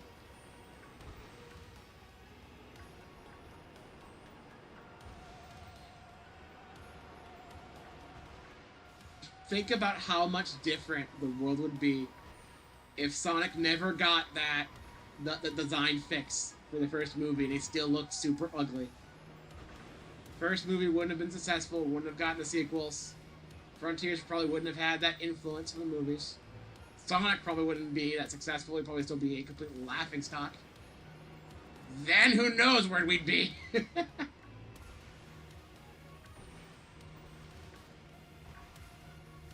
The movie redesign might have been the wake-up call they freaking needed. It's like the 5th one they've had. Alright, so there's the 2D art. Here's design, so just 1-to-1. Ooh. 1-to-1 from her, like, original 2D art?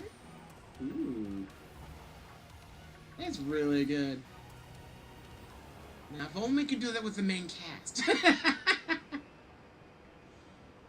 What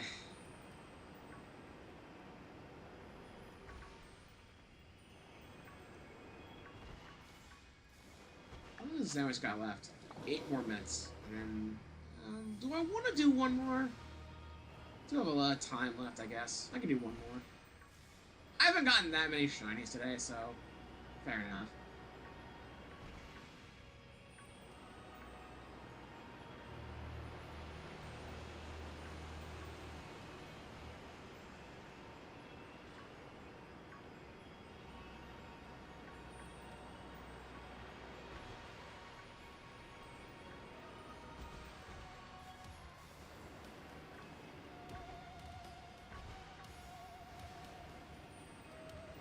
I just left a bunch of dead air, I know,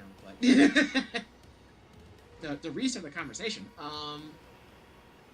Sonic Racing Crossworlds has been out for a bit. I've heard good things. I really... It sucks, man, because, like... I want to get a Switch 2. I want to get Mario Kart World, because, like, even with other people complaining about it, I've had fun with the time I've had playing with a friend. And I'd love to play online with him. I also want to get Kirby Air Riders. I'm super hyped for it. And I don't really need 3 kart racers, but... Oh my god, people's reactions to Racing Crossworlds have just been... It's been eye-opening. Like, I really want this, but I don't know if I really should get it right now. Which is so frustrating to me, because I'm like, I'm planning on 2 other kart racers. I don't really need a 3rd. Don't really need a 3rd. So, like, what do I do? Yeah, just get a Switch 2 without Mario Kart World, and then just get Sonic instead. Maybe. I don't know. But I just want to play Mario Kart World with my friend. So, like, I still have fun with it. And plus, time I've been playing, it's all been multiplayer. I've never experienced a single player, and I've heard they've been improving that a lot lately. So, you know, I think Mario Kart World still might be worth it on its own, too.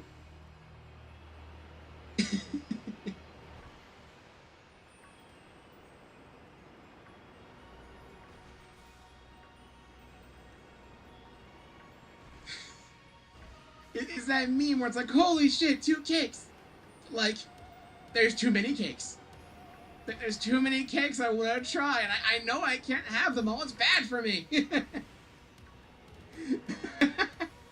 even outside of the racing games, we still have stuff like Donkey Kong Bonanza, minus the DLC. I guess the DLC probably should have just been the main game to begin with. But outside of that, there's that. There's Layton at some point next year. Don't know when that's gonna show up again. I want to get the DLC for Kirby, and Forgotten Land. I want to upgrade my Switch Online package to get GameCube stuff when I get Switch 2. And that'll also mean I get the DLC for Tears of the Kingdom for free. Which I still gotta go back and finish that game because I stopped about halfway through it. So I did the water and the wind temples, and I think it was all the way to fire, got distracted with the underground, and stopped playing after another few hours, and I still gotta get back to it. There's too much stuff! There's too many things! I'm also gonna be getting ZA this month! Legend ZA comes out this month, and I'm gonna get that, obviously! There's just so much I wanna play! There's too many cakes! I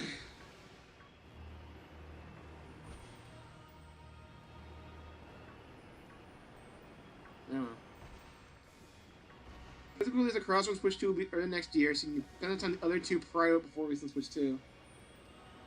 It confirms all on cart. I know that much. That's great. I love to see that. They took notes after people saw, like, the Switch 2 release of Puyo Puyo Tetris 2, I think, and Sonic and Shadow Generations, where they were on the key cards, and people were not happy. And they put all the crossroads on an actual card. I hate key cards, by the way.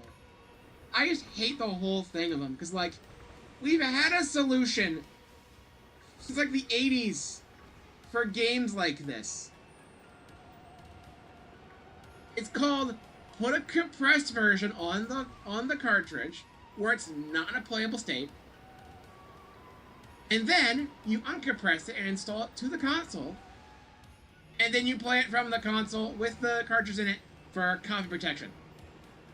Like back in the day, you'd put whoops, you have to put the CD in your computer. You put the disc in, installs the game, and then you play the game with the disc in it, and the game's there. And some things might still be streamed from the disc, like music, but otherwise, the game's all there. You just need to install it first. And some console games, like I think PlayStation, Xbox got this down too, where the game's on the disc, you install it from the disc, and you can play it on the console. Nintendo said, fuck that, internet only, please. Why? Why, though? Like, I know there's, like, a recent press release from Square Enix where it's like, we definitely want to put the Final Fantasy VII remake stuff on Switch 2, but we can't stream it from the cartridge because it reads too slow, so we need to have it on game key cards. And I'm just like, just install it. Just do an install thing. Just like, have the game compressed on the cart, then install it from the cart to the console. When it's on the console, it will run the game assets from the console, which reads faster than the cartridge. That's why digital games run faster than physical, you know? But you'd still need the cartridge in there, because copy protection and all that, authentication, you know, typical stuff there. And you'd have less qualms about ownership, because the game is still physically there, and you can install it whenever you want without an internet connection. Surprise! We've had this problem solved for years, for decades even. Why have we unsolved the problem? Why has this problem been unsolved? Why are we like this? This isn't hard! know this system works because I played a lot of games on the computer growing up. And it worked just fine back then. Whoops, you have to put the CD in your computer.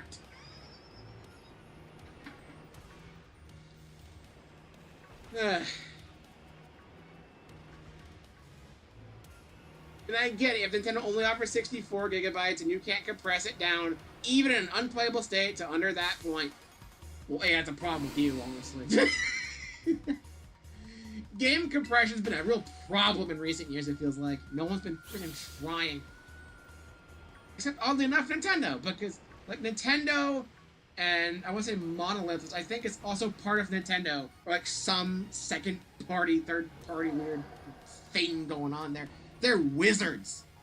I swear. You see how big Xenoblade games are? Isn't it? I swear that wasn't there the case that like the Xenoblade remaster comes out and it's a smaller file size than the original?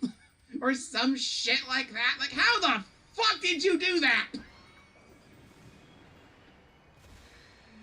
But why can't you be the standard for everyone? You know? And then the cases where it's like, oh, 64 gets us too much. We don't want to spend that much for a game that fits in like 10. Then put other stuff on the cartridge too.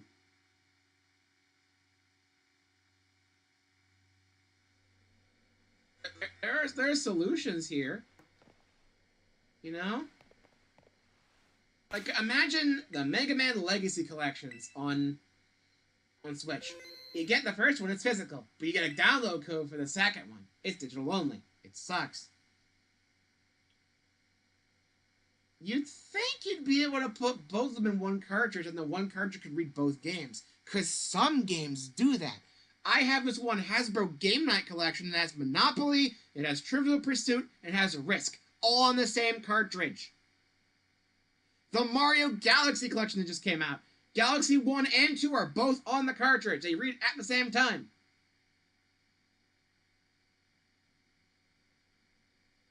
And I understand, like, oh, maybe I'll put a second game on there, but, like, for a good example,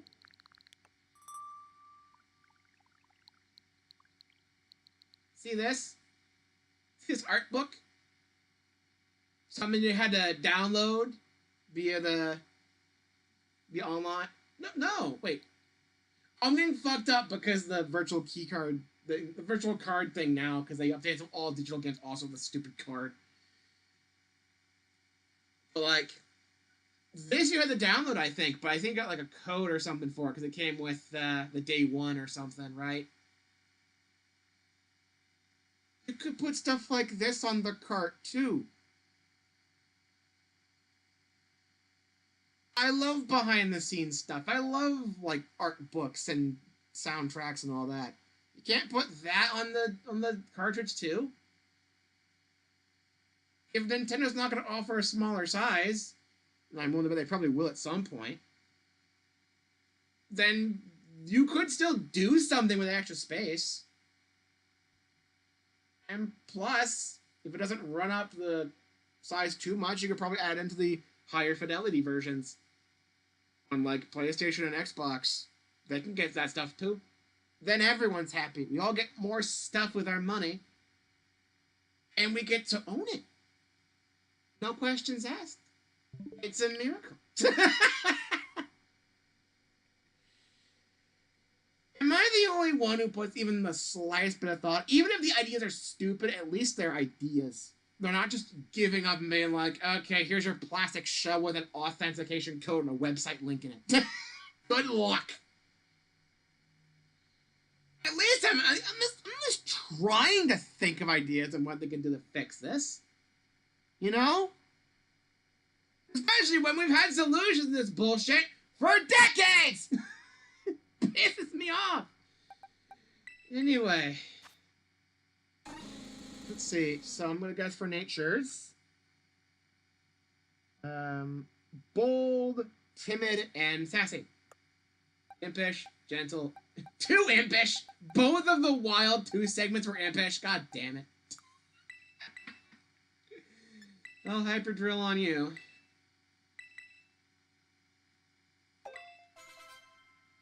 And that's Cross Worlds. 25. Digimon Story. 3rd. There's a lot of stuff.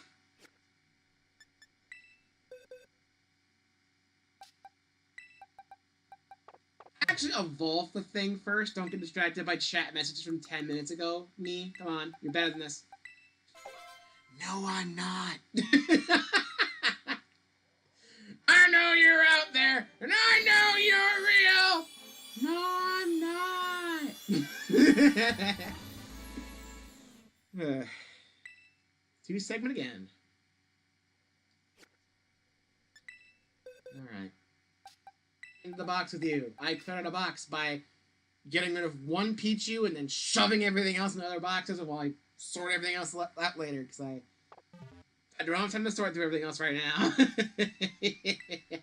Go me! Alright, we have plenty of time. Let's go for one more sandwich. But yeah, there are a lot of problems in the gaming industry right now. And a lot of them, I don't even know why they're problems anymore, because we had the solutions, and we're just unsolving the problems. And I never understood that. Wait. Was it cucumber? No, it's pickle. Pickle used more. Why am I missing a cucumber, though? Now I'm confused. Now I'm confused. The 3 segment's gonna, it's finally gonna happen. It's like funny. It's like, oh god, imagine it was number 69. That would be the dumbest. Like number 69, or fuck it, number 67 even. It's one of those numbers. This sandwich giving me the 3 segment would be so funny. Especially because I have so much of this, like, title and description. I'm gonna be really careful after the sandwich. I have so much stuff, like, named here, but, like, farewell for the vacation thing. The description, I think, reads farewell, and in parentheses, for a week.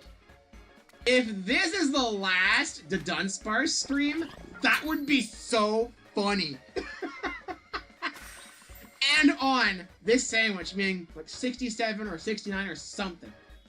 That would be so stupid. It would be so stupid, but I'm all for it. The perfect bookend. And funnily enough, I think this is stream number 13 of this. So it'd be both unlucky and very lucky at the same time. It's a crazy mix-up here tonight. It's so dumb. It's so dumb. I will admit, though, if I get lucky enough to finish this shiny hunt before I get ZA, that would be the absolute best case scenario. Because then I can do shiny hunts in ZA for filler instead. I can kind of leave this behind for the most part. I say for the most part, because I'll probably do some shiny hunting in my own time. And I still gotta figure out what I'm gonna do with the extras, because I don't want to keep 60...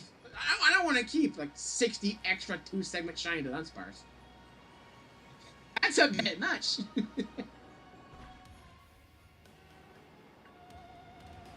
So, like... Maybe I'll trade them out to people? I was kind of thinking I would, but, like, I don't know if most people really want a 2-segment. I could do the Wonder Trade thing again, like I did for a Christmas New Year's thing with Iron Bundle, but the Wonder Trade thing is so full of bots. It's so garbage. They've never fixed that. And I hear it's been that bad since at least Gen 8, maybe even further back. Even the 3DS ones were that bad, too. But Gen 8 was where it started spiraling, and it got worse here.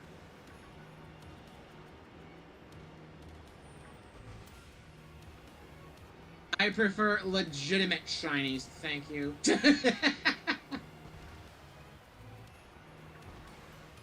Like, I don't know what I'm gonna do with all of these. I already filled up 2 boxes with them.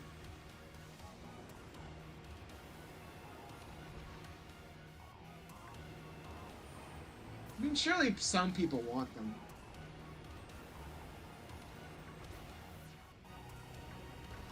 I'm sure you'll figure something out.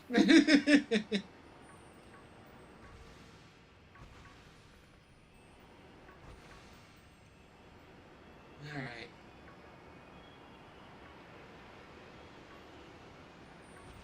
Let's see now. One more sandwich, and then I'm gone. So, what do we talk about for the next half hour? What's your plan when this is done? Like, you can't come up with anything else to do. I read too fast. Okay, good time with that, by the way. I'm thinking that when this is done, this Dudunsparce thing, I might just do generic shiny hunting things to fill in time. There's also plenty of like other games I feel like would fit the sort of calm, you know, chat vibe, I guess, because like we've been through like NSO stuff before, and we've talked about stuff like Mario's Picross. I feel like stuff like that would also fill a similar void, because you know, Dudunsparce stuff is mainly just me going around in circles trying to find Dudunsparce, and I'm mainly just talking about stuff that's happened during the week, or like different conversation topics. I could have any sort of thing where I don't need to focus too hard, just kind of be the backdrop for it. And I feel like something like Picross could fit that fairly well. And of course, there are other shiny hunts I can do, so I'm definitely not doing mouse hold on stream because that would be awful. This, but with smaller Pokemon, where it's even harder to tell the difference in the shiny. Sounds like fun. So I think there'll be plenty of options in the future. Especially with ZA coming out, I'm sure there'll be something. And besides with how many games I want to play, like, Switch 2 is going to open up so damn much. Like, when I get my Switch 2, and I get the DLC for Kirby and the Forgotten Land, I'm going to stream the entirety of the game. I don't think I've streamed Forgotten Land yet. And I was definitely wanting to, and then they announced the DLC for it, so I'm like, I might as well wait until I get the Switch 2, because at the very least, even if I wait to get the DLC stuff till after I beat the game's gonna look better. You know? I'm not playing the definitive version of the game anymore. And Kirby deserves the best, because Kirby's a precious little fella. And everyone loves Kirby.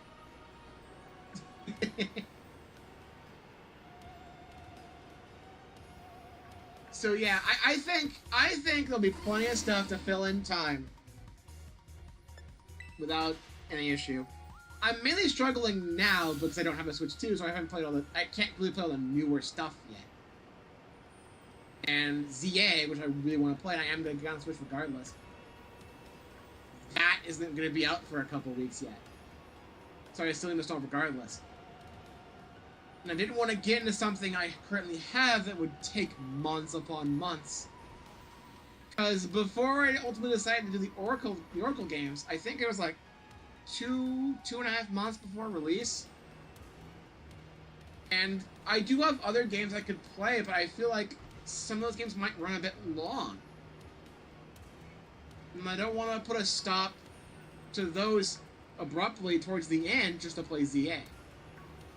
And doing a side-by-side thing would also be a little awkward, wouldn't it?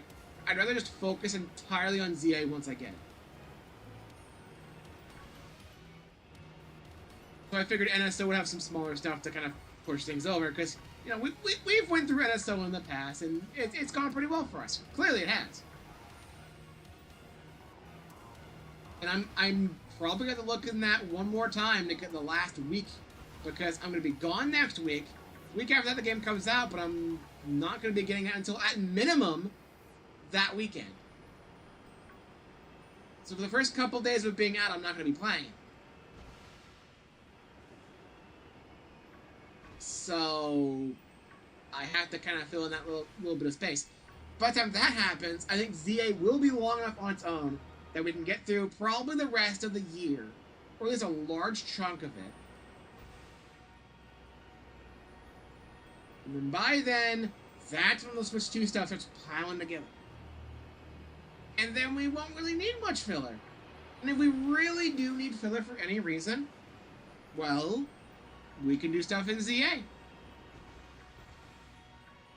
Nothing's really stopping us, huh?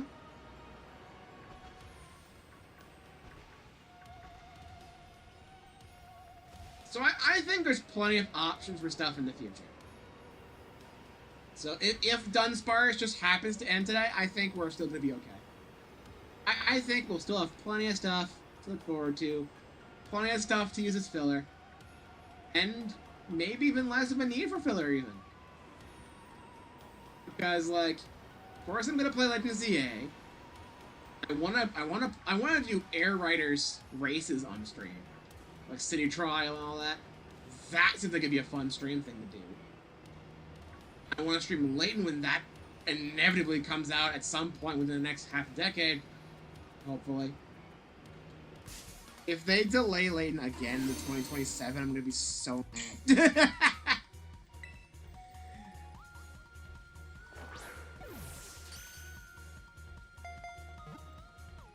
Then there's the new Rhythm Heaven. I might do some Mario Kart World stuff. Of course, Kirby, whenever I get the DLC for that, all of that for Forgotten Lands can be put together, and of course, future Kirby games as well. I'll probably stream the new Sonic game. It's like, there's so much stuff I have in the backlog right now I could stream. Assuming I get my hands on ZA as soon as I can. And assuming I get a Switch 2 at some point before the year's out, I can probably get enough stuff put together to stream for a solid year or so with no problem. I think I'd be okay.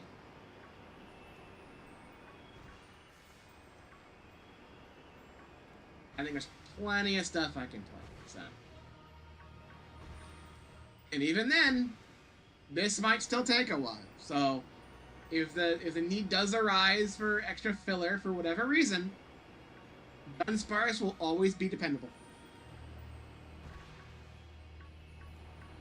So that's just Dudunsparce for you. He's earned that evolution, man. He's earned that evolution. Even if it is super goofy.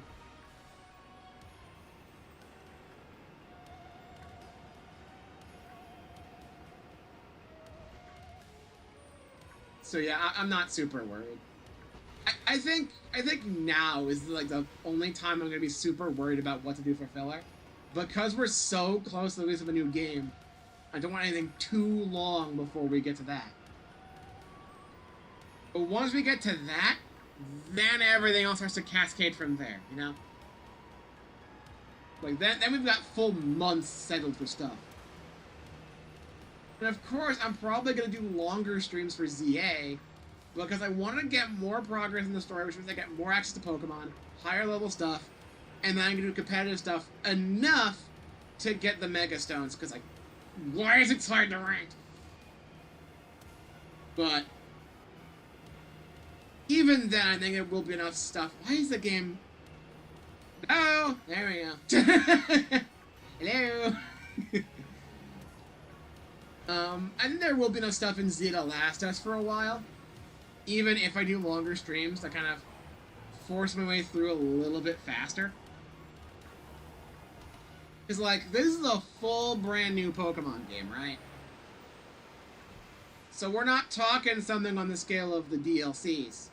Like, the Scarlet and Violet DLCs, I want to say...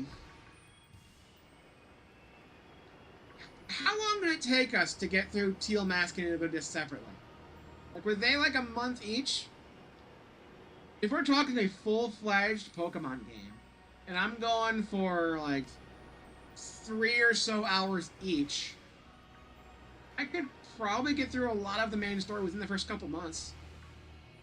And by then, I should have good enough Pokemon to where I can... Even within the first month, I'll probably have stuff that's fine enough to even just get the Mega Stones, assuming the requirements aren't super steep. I need some water real quick. Steer with one hand. Drink water using the other.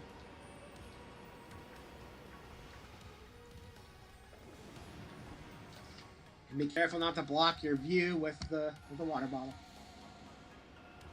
Water bottles are very convenient, don't you know? Anyway. Because it's a full-length game and not a DLC, we're going to be streaming that for a lot longer. So, because it's a larger game, I want to do longer streams for it so I can get a better team going. So I can get the Mega Stones as soon as possible, because they have confirmed they will be rerunning them. But, at the same time, I don't have to rely on reruns that may or may not happen at some point within, like, a year. I don't know how long it'll be. I don't know how many Mega Stones they're going to put out in that manner. We know they're doing it for the Kalos starters. How many more are they adding to that list? We don't know.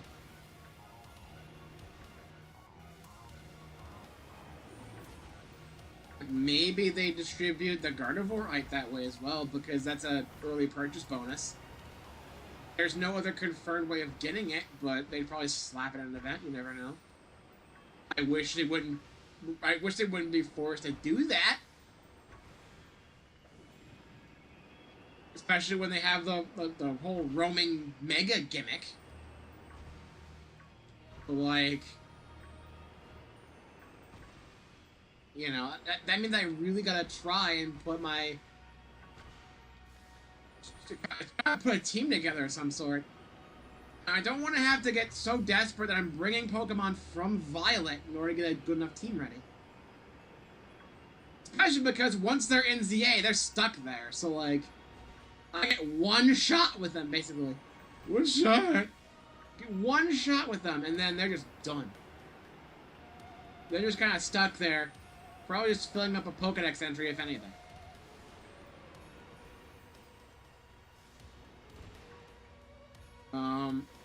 12 total across both.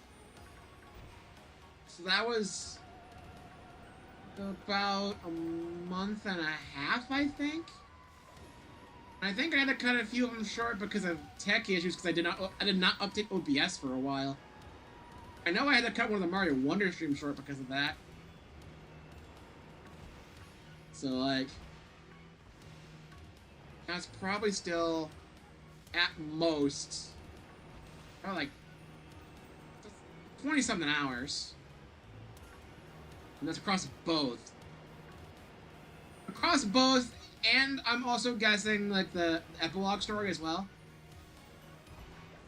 I think that was a couple. So, ZA's probably gonna be longer than that. Which is very spooked to find out. Oh yeah! That was when the Sonic Frontiers update came out for that. That was fun, and definitely didn't result in me tearing my hair out because the freaking Supersonic Blasters was so stupid. Oh well.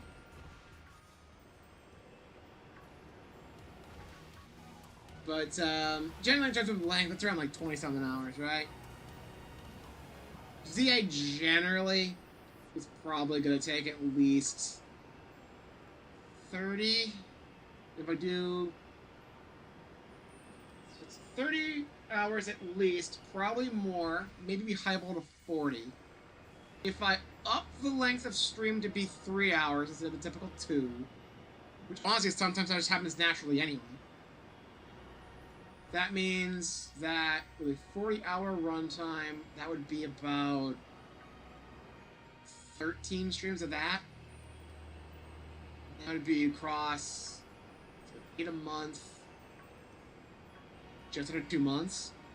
And by the time I get that first half done, probably around the time they're wrapping up the first release for the Mega Stone. Whichever one they're doing first, they're probably doing Chestnut first. So I probably have a decent enough team to at least do some basic stuff to get that stone. And then by the time we wrap up the main story, then we're going on Delphox. And then Greninja from there. I think I'll still be able to manage getting the Mega Stones with the stream. If I'm playing in my own time, I can just play through the whole game within the span of like a couple weeks and get a team ready and get the stones no problem, probably. But since I'm going to be streaming ZA, all story progress is going to be streamed, I figured it's probably for the best that I try to do as much as I possibly can. Just so I'm probably prepared. I mean, I did do those trips where I tried to do competitive in Scarlet and Violet, and it was sort of miserable. But since then, I have messed around with Pokemon Showdown with a friend. We have completely random teams. I talked about that before. I think I'm a lot better at building for competitive now, just with random-ass Pokemon. What if I did it with Pokemon where I actually have a general idea how they work? And actually build a proper team, you know? I can do this. I can do this. Actually, Coco eventually gonna get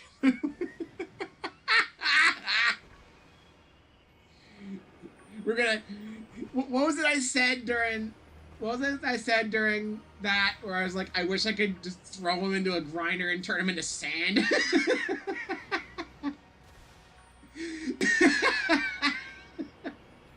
Like, that challenge was so bullshit. That was awful. I've played some super hard things in the past. Like I've done a few of the True Arenas in Kirby. I've done, like, the super hard finale levels in Mario 3D Mario games, for instance.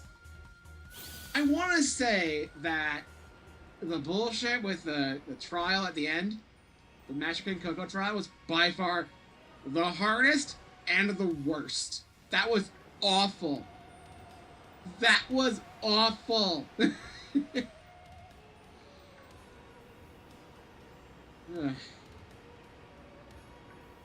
I'm glad they nerfed it in an update, as well as also fixing Knuckles' controls a little bit. But my god. They were doing so well with the updates with the first two, and then the last one was such a mixed bag, it kind of soured the whole thing. I am glad they at least went back and tweaked it a little bit to make it a bit more manageable. They didn't just slap it on there and just said good enough.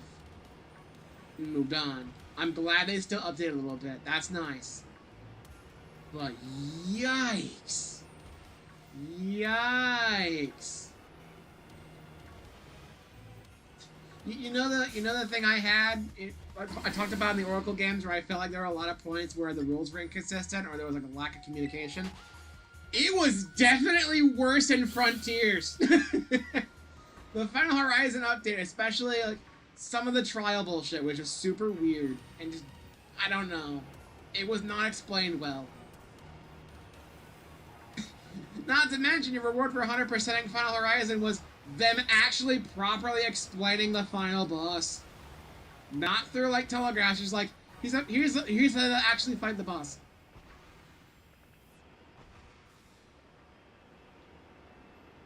Like, how else would you be able to know that you're supposed to, like, dodge to the side, lock onto the weapon holster, and start attacking that, when Sonic normally locks onto the head and starts attacking that normally? Nothing would naturally tell you to do that. Like, that whole, like, ending bit is so bullshit. Like, the only thing I can think of that would be a hint for that would be if you kind of have to do that, you kind of do a similar thing to take out, like, the guys who are spinning blades at you in one of the trials, so you have enough time to beat them. But A, if you're really good enough, aka brute force it for, like, an hour, you can beat them without that strat, so it's not even necessary to even find out that strat. And B, they don't even teach you about that strat. You're expected to know you expect to know to do that from playing the game before, because you encounter those enemies before throughout the entire game, right? Like, you can just beat them by, like, side looping them, right? Side looping or doing, like, a quick side loop, you know? You don't need to do any weird shenanigans with dodging or anything. They don't force you in that scenario until that trial, really. And even then, technically not. Technically might also use this mechanic. But also, it's a bit awkward there, too, isn't it? Because, like, it's there for, like, a fast version, I think, to dodge around. To speed up the fight. But generally, Sonic will walk on the shield, smack it, and then you do the whole thing where you're riding like a fucking hoverboard. You know? You can skip that if you know that strat, but that requires being really experimental with it and doing things that the game isn't naturally leading you to do. Especially because you think dodge, you think you're gonna dodge like left or right, not dodge oddly around it and behind the shield. It's weird.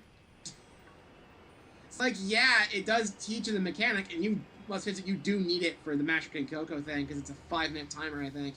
It's so stupid. But... ugh. And don't even get me started on the perfect parry thing. It's supposed to be the super ultra powerful thing, right? They tease up by Sonic having ultimate power. But it's an active nerf! It's an active fucking nerf! I can't imagine doing it on the hardest difficulty. Because I did it on hard. That's at the hardest base difficulty. Do you really expect me to try that bullshit on extreme? Fuck off. No! No, no, no! It's like what, a one-frame window? You're joking. They did not think that shit through. It was not fun. I hated it.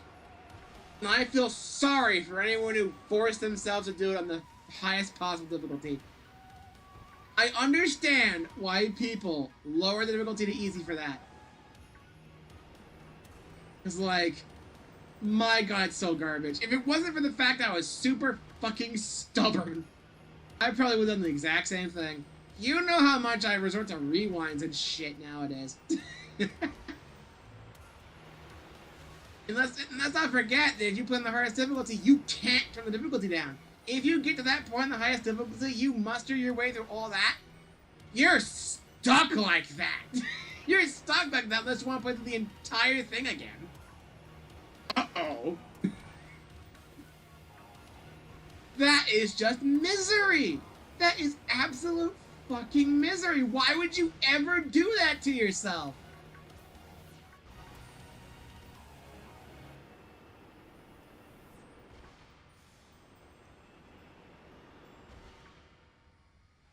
It's actually shorter than fucking Dark Souls on Extreme. My god! Ugh.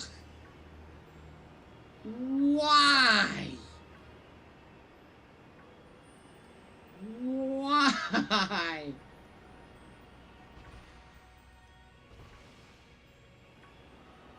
You wanna know what also made it even worse? Low-key. It's Pro Controller. Pro Controller, and I think Joy-Cons will also have this issue for me. The L button sometimes is not as responsive as I wish it would be. Like, it should be more responsive, it just isn't sometimes. So sometimes I feel like I press the button but nothing happens, right?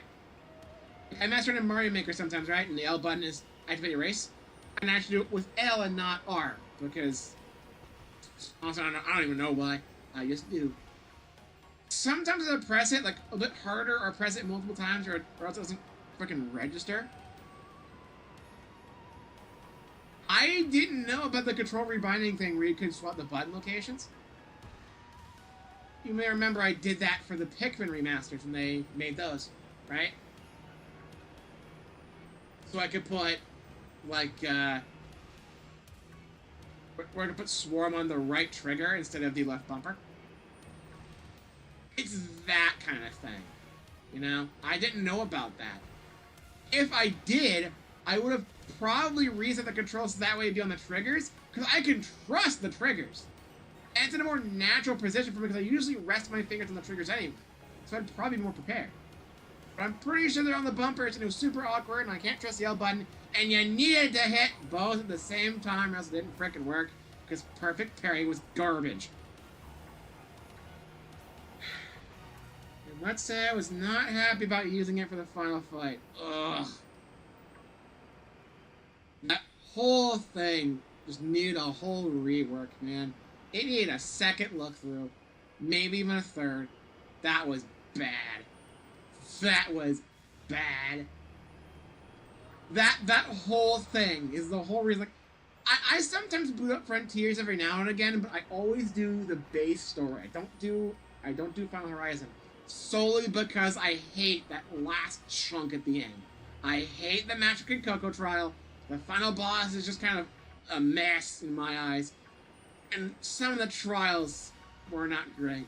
Like, I understand a lot of it's been nerfed, but I honestly, the whole experience was soured for me. I never want to go back.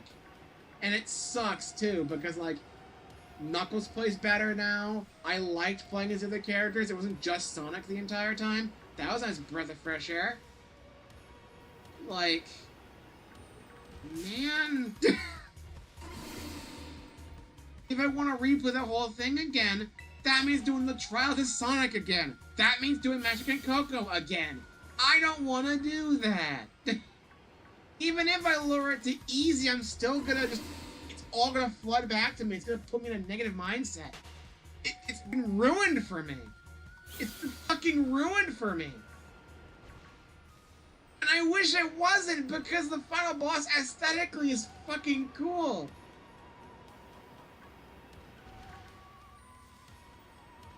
It's like... I don't know, man.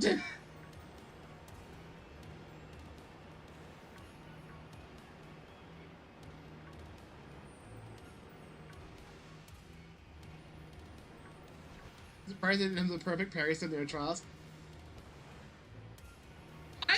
I wish they give you more time to learn it, but they don't. They kind of slap on you for Magic and Coco, and then you're just sent out. Good luck. Hope you can do it. Hope you can do it against Wyvern fucking 10 times.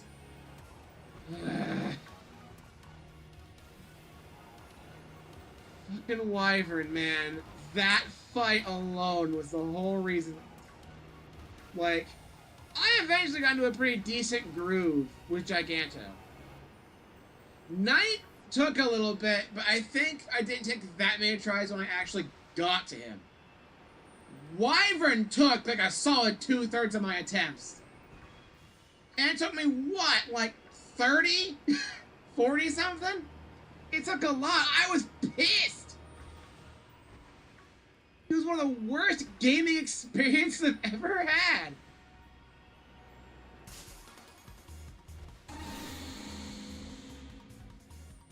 It's so fucking stupid. You know?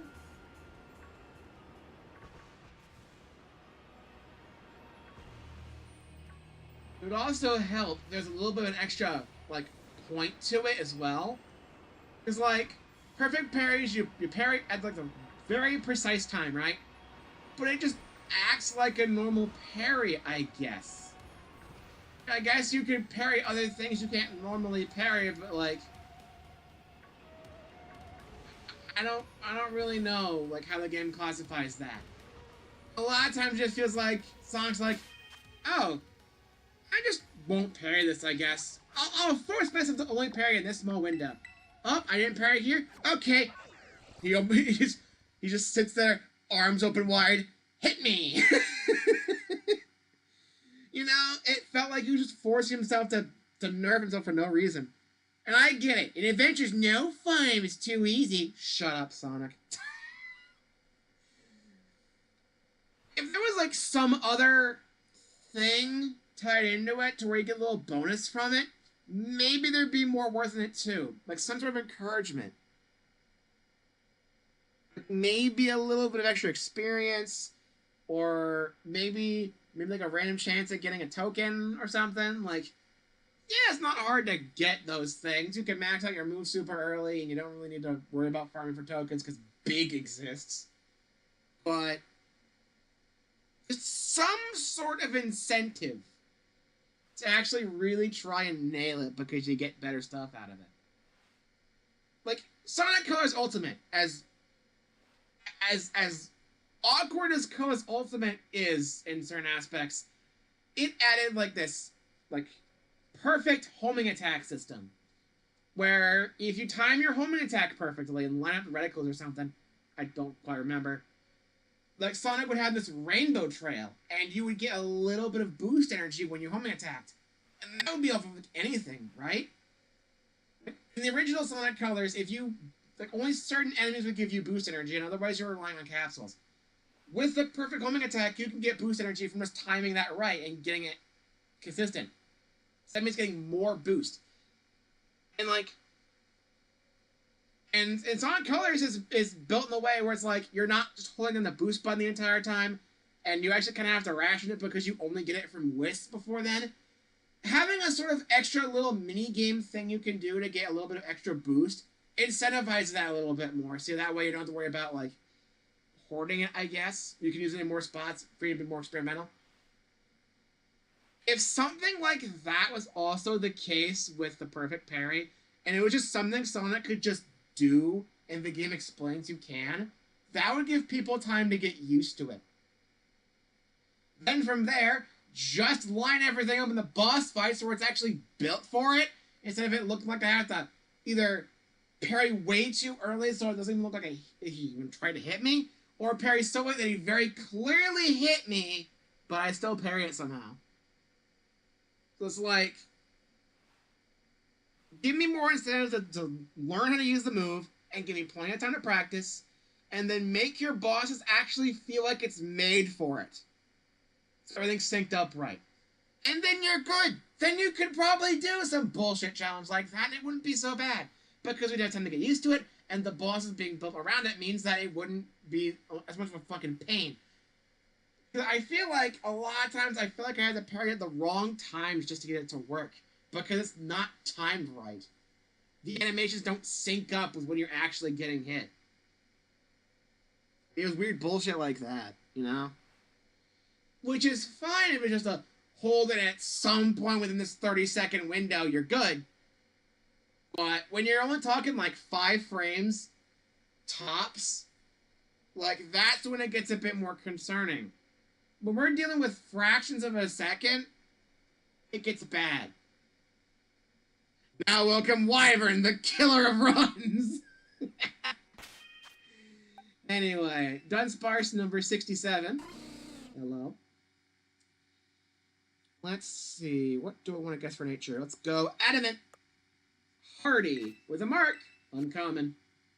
Which is one of the more common ones, actually. Why is it called uncommon, anyway? Because a lot of times, like, uncommon is one of like the more common ranks, if not the most common, when it comes to stuff like this, where it's like a random chance of getting something. Why is it called uncommon? Un means not, common means a lot of it. Not a lot of it. But it shows up so damn much. It's not uncommon. It's actually quite common. Stop lying to me.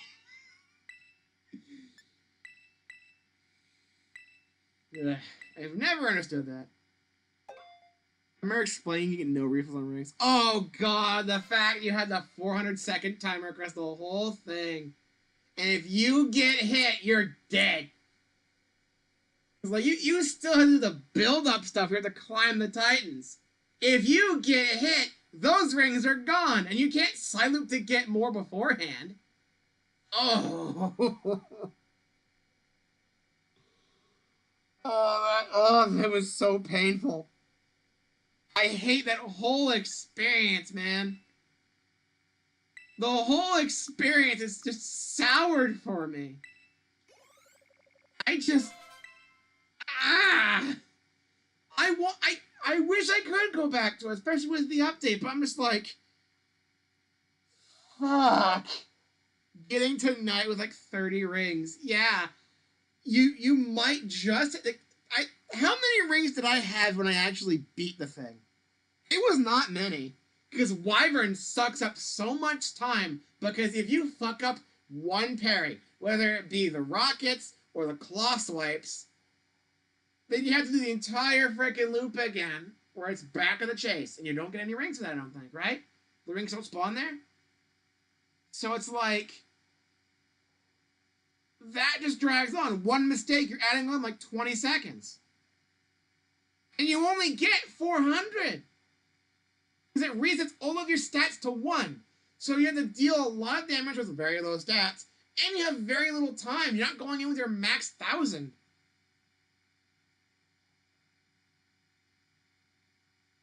Like, what did they do to nerf it? Like, did they at least up your levels a little bit?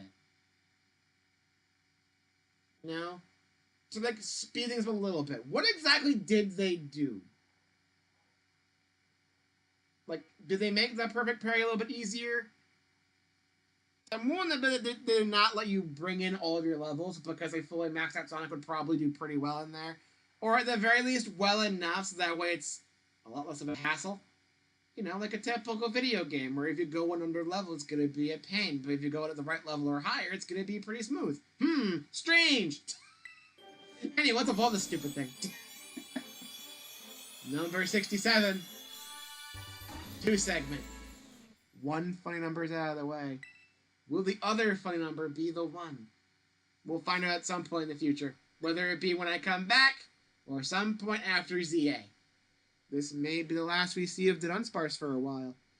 Depends on what I do for the game when we get back. Will it be one that takes 2 streams? Will it be a single stream like Mega Man 10? Who knows? I'm sure I'll figure something out. I'm trying today, I think. Solid. Maybe when the next mainline Sonic game is announced, you could do a road... Oh, no.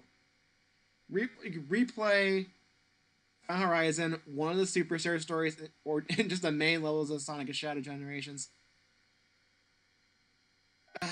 Maybe I could. I don't want to go back to Final Horizon because of that stuff. Playing through Superstars again, just the main campaign, I think would be alright. Because I've done that a few times since stream. The main game itself is alright. Trip Story's a bit especially because it requires getting the Chaos Emeralds prior, and it's a bit weird. Fuck that Supersonic boss fight. 2 Supersonic related boss fight things that were absolute dog shit in a row with poor communication and outright unfair bullshit. Why is Supersonic so hard to get right? As for the main levels of Sonic and Shadow, like, Sonic and Shadow Gens should be load the game up and play the levels legit. Sonic Gens would just be playing the main story again and, like, 1 mission per area. It's like 3 missions total. Playing just the main levels is mostly how you play Sonic Generations to begin with. It's like, I don't know. On all difficulties, the parry is quite a bit longer. So, like, you get a few extra frames, or, like I'm assuming you get, like, on easy, you get, like, a full second. I'm assuming on a hard, which is what I normally play on, you probably get maybe, like, a half second at best. Maybe, well, maybe, like, a third, not a quarter. I assume it's gotta be at least some decent length. Something better than 5 fucking frames. You know?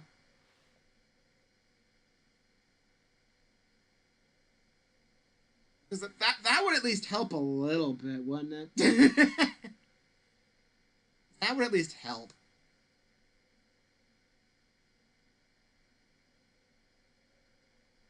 I'm assuming stuff like a side loop is still, like, you don't get rings from it. 1 hit, you're still basically dead. So, like, nothing's really changed on that front. Do you at least get levels to speed the bosses up any? Or at least give you more time?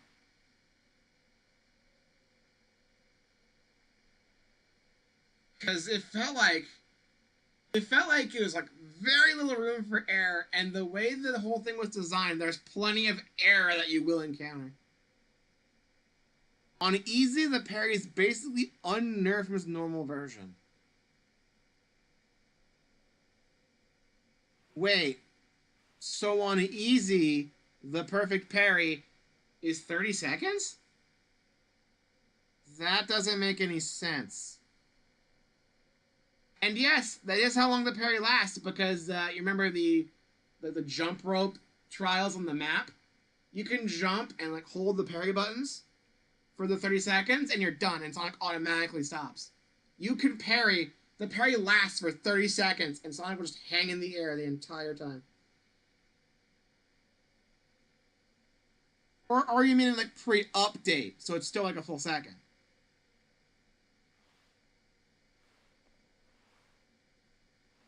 You gotta specify these things. Misunderstandings are quite abound. On easy, at 25 levels and attack in rings. Okay. Okay.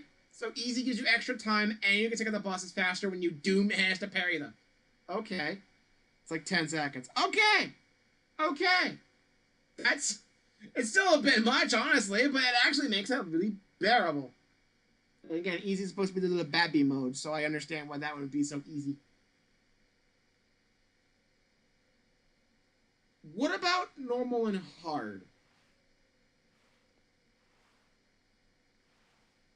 Does hard, like, I'm assuming if it's 10 seconds and easy for some reason, you think it'd be like 5.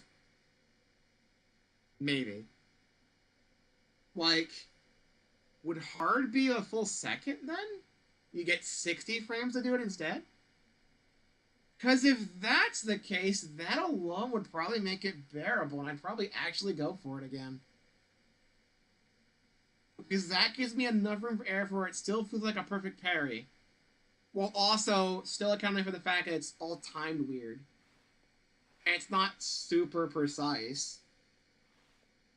That might actually not be so bad anymore. Not gonna put it on extreme though, because extreme's probably the same as OG hard, if I were to guess. On a hard at 60 FPS, it was 8 frames. If it comes, they doubled it. So on Switch, it's 30 FPS. So I get 8 frames now, which would be 16 on the other versions. So that would be a little over a quarter of a second. Ooh.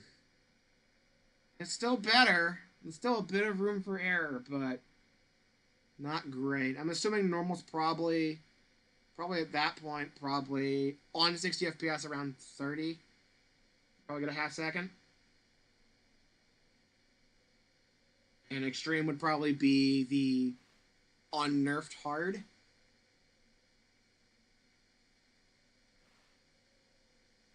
At least something equivalent. That's what I would guess.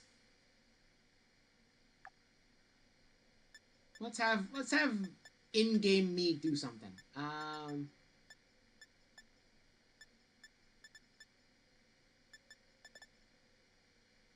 Yeah, this. Grabbing a Mightiest Mark. Boom!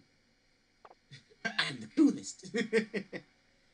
Okay, so if I still, for some fucking reason, want to play it the way it was before, extreme difficulty, which I think, does it still have the even as Supersonic one hit you're dead? I guess that would speed things up considerably, but that's still a challenge in its own right. On normal, it's about 24-ish. So a little over a third of a second. Okay. I say that if I do a Road to new Sonic game here, I might try it on the updated hard first. But if it's still too much of a struggle, I probably bump it down to normal. Because I think normal at that point, I feel like would still be respectable enough. Because I've beaten it on hard on the original version before. I've already done my time. I've proven I can do this shit. I just don't have to. I don't want to have to mess with it still. I don't want to have to deal with all the bullshit again.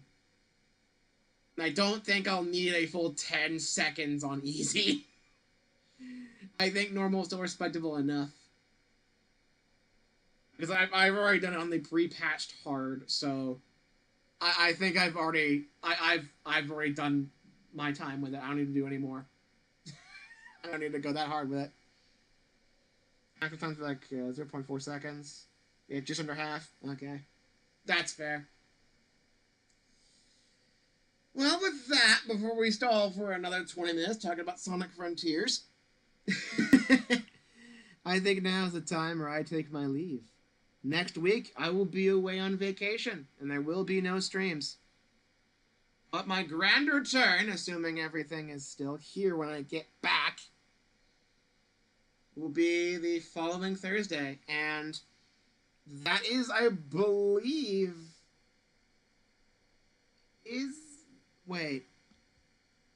I'm double checking. When does ZA come out again? Well, that's the 16th. Would that be that Thursday? That would be that Thursday. Let's check Nintendo today, because the calendar shows release dates on it. Yay! So that would be here. Yes, so that Thursday will be when it comes out, but I will not be playing it day one, as much as I would love to. I'm going to be getting that game probably on the weekend if the stock still remains. And then the following Thursday from there would be the first stream of ZA. and by then we'll have our info about how the Mega Stones work in terms of the ranked system. And I can probably prepare for that. And funnily enough, that means the fourth stream will land up on a on Halloween. It'll be a Halloween stream. That'd be funny. But Legends ZA release week is gonna be something. This time next year we'll be playing Battlefield 6. Have fun with that. As for that week when I return, I'll also have to figure it out. I will dig through NSO again. See what I can go through. I'm thinking I might do Kirby's Dream Land.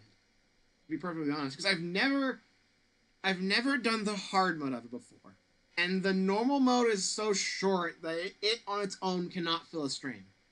So I think I might be able to fill a stream with playing both modes.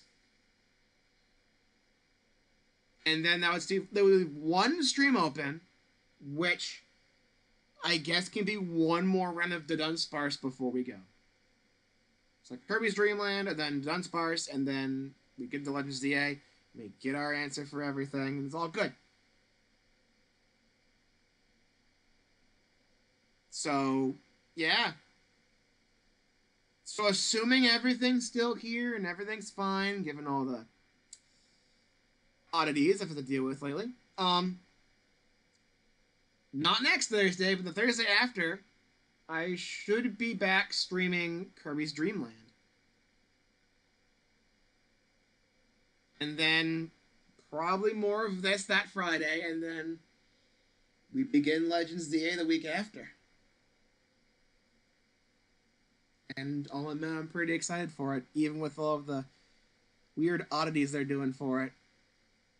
So, yeah. With that, though, I need to get going. It's it's a lot later than my typical streams. I went on for way too long. Yet again, this always seems to happen. But with that, I'll see you guys in a couple weeks.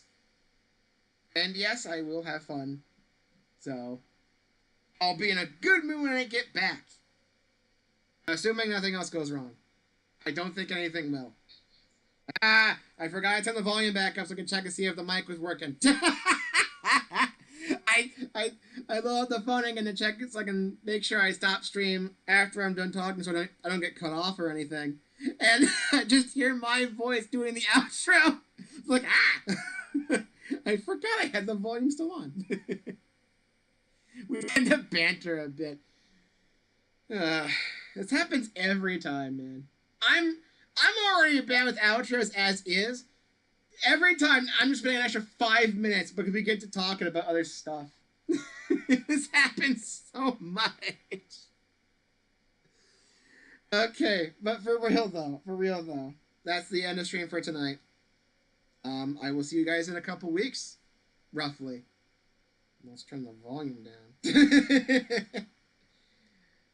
Alright, I'll see you guys when I get back. Actually, hang on. One last thing to do. Get out of that pose, mate. We're gonna wave bye. There we go. Now it actually feels like a goodbye. There you go. See ya.